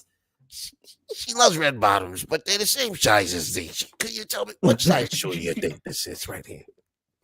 Oh gosh, what am I thinking? You know, you're right. What the fuck is Fifth Bantha on? Yeah, I don't know what is Fifth Bantha talking about. I don't know what that's talking about. Like, my old serial killing days, man. Back in the old lady chimney. Old lady chimney. I don't know. It's smoky, dusty, ashy, even. But it gets the job done. What is this? Me either, but I imagine she's rich and I'm gonna get it. Oh. Jigga what? Oh man, I think he's saying he's gonna give his He-Man pussy to her. I believe it. Honestly, if there's any jobs out there like that, then I'm sure it. Honestly, if anybody's hiring right now, I hope I am. I'll send you my resume right in a tough spot. I'll send you my resume if anybody's looking for someone with that ilk. Talking Turd says in Gremlins, Phoebe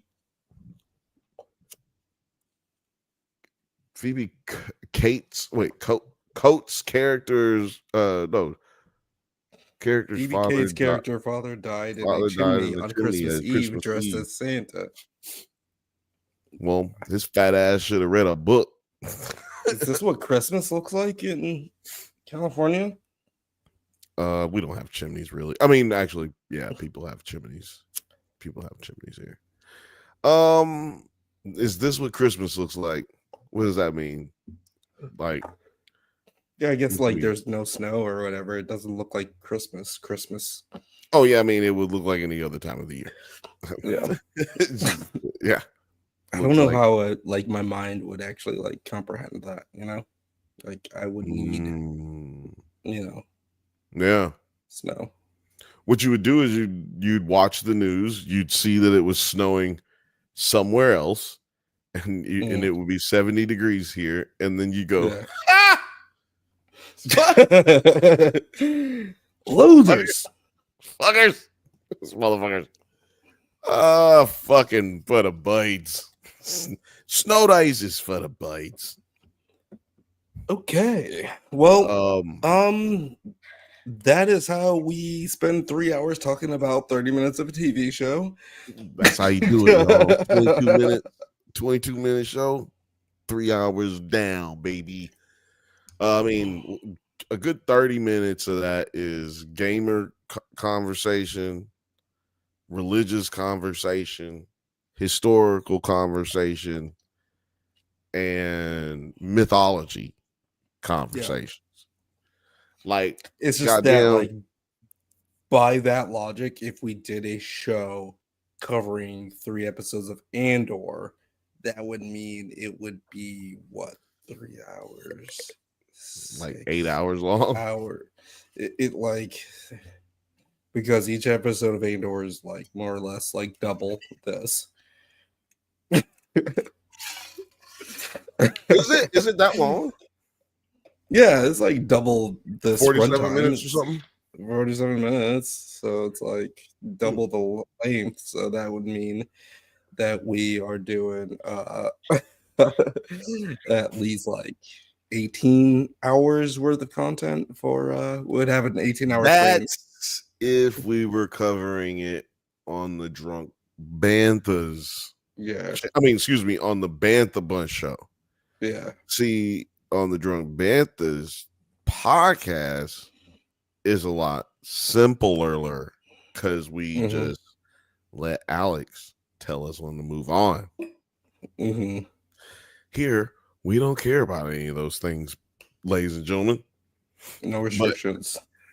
But yeah, like Gers and Purse says, it's a good thing we stayed on track. Yeah. I love it. I love Think it. about how long we would have been here if we hadn't stayed on track. Oh man, this would be an 8-hour show if we hadn't really if we had really kept talking about the shit that we wanted to, that we ended up talking about.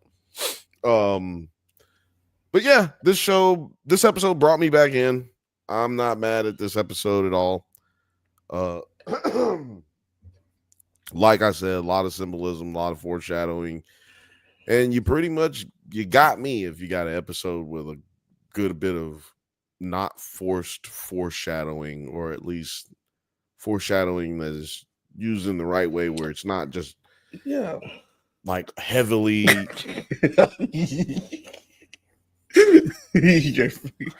your camera just fucking it's just keep doing do it again. Do it again. I think you have to like it's like whoa, where are you going? Hey buddy. The camera's like, don't you what?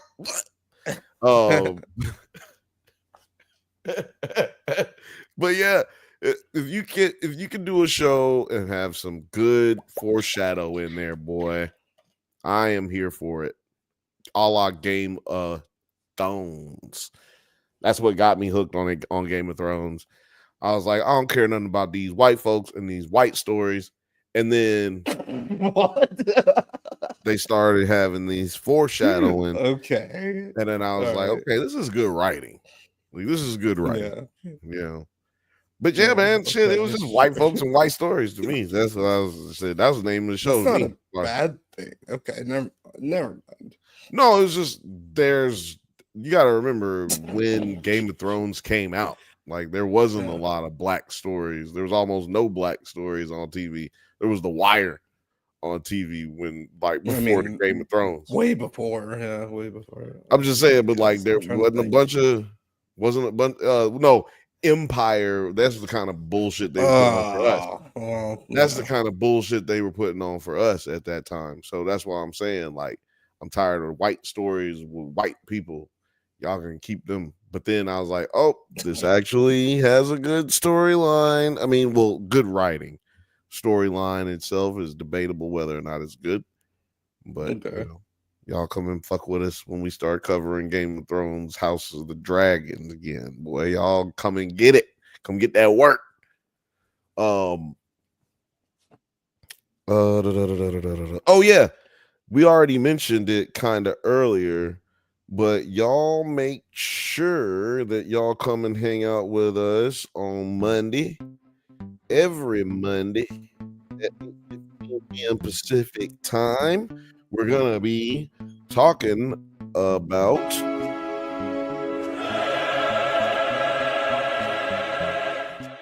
That's the Righteous Gemstones, and we're also gonna be talking about The Last of Us.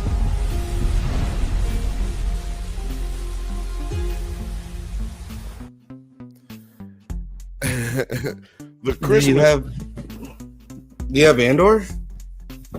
Oh, yes, sir. We are also, don't forget, we are also going to be talking.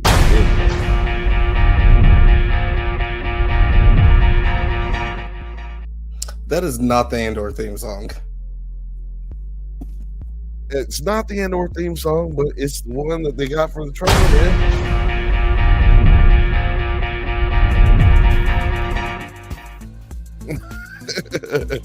Also, we can't afford to play the music for the theme song. Thank you very much. I'm gonna put this back in my closet. I hope so. I hope you don't just have it. I don't know why Books, Curse, and Purrs made me do this. Go grab some tinsel and just leave it on the couch. Put some tinsel on top of it. You're good. I don't know why she was like, where's the free? When like my whole setup is different. Because people need to, I told you it's a character now. It's a part of the show. It's not like up to you what becomes a part of the show. Nine, where can the people find you and your tree? They can find me at 9 Nerd Yards. That's YouTube, Instagram, TikTok, also Twitter and Blue Sky. And we also have a Discord where people can just hang out, talk some stuff. A lot of memes going around about The Last of Us, Andor, and the Gemstone. So go and check that out. Yeah, boy. Go and check it out. Go and check it out. You guys know where you can find me, man. Y'all know you can find me right here on the Drunk Banthas channel and on the Nerds at Night channel. Drunk Banthas podcast, the Bantha Bunch show. Drunk Banthas podcast is every Monday, 8:15 p.m. Pacific time, and the Bantha Bunch show. So let me do this again. The Drunk Banthas podcast is every Monday at 8:15 p.m. Pacific time.